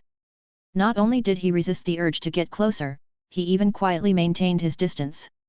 It's one thing to mess with others, you might just get a beating. But if you mess with Kagaya, Natsuki would probably end up feeding the fish in Tokyo Bay tonight. Kagaya's long eyelashes trembled slightly, and she couldn't help but breathe a sigh of relief.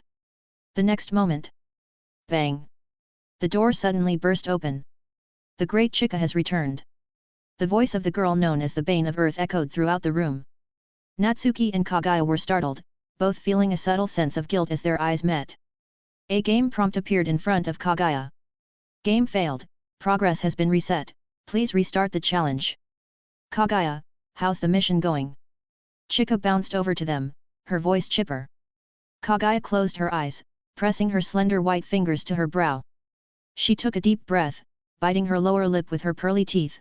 The mission failed. Hey? How come? Chika was puzzled, why did it fail? Kagaya smiled, like a queen about to sign an execution order, her smile dangerous. What do you think the reason is, Chika? Kagaya, your smile is terrifying. Chika yelped, taking 2 steps back and hiding behind Natsuki. I feel like a hamster about to be eaten by a cat in one bite. Natsuki said dryly, shouldn't it be a mouse? I don't want to be a mouse. Chika quickly shook her head, they're ugly and black. If I'm reincarnated, I want to be a hamster. I didn't expect you to be so hung up on looks. As they say, even a rough willow basket can become a fine bucket. No one in the world can stand an ugly person. People obsessed with appearances aren't reliable. It's normal for Kagaya to be angry. Natsuki rubbed his sore eyes, I'm angry too. Why? We almost completed the mission, but you suddenly barged in without warning. Now we have to start all over again. Oh, I see. Chika quickly put her hands together, bowing in apology. I'm sorry, Kagaya. I forgot to knock. It's all my fault. I'll sacrifice my pudding as an offering. Please forgive me. Pudding. Thanks for listening.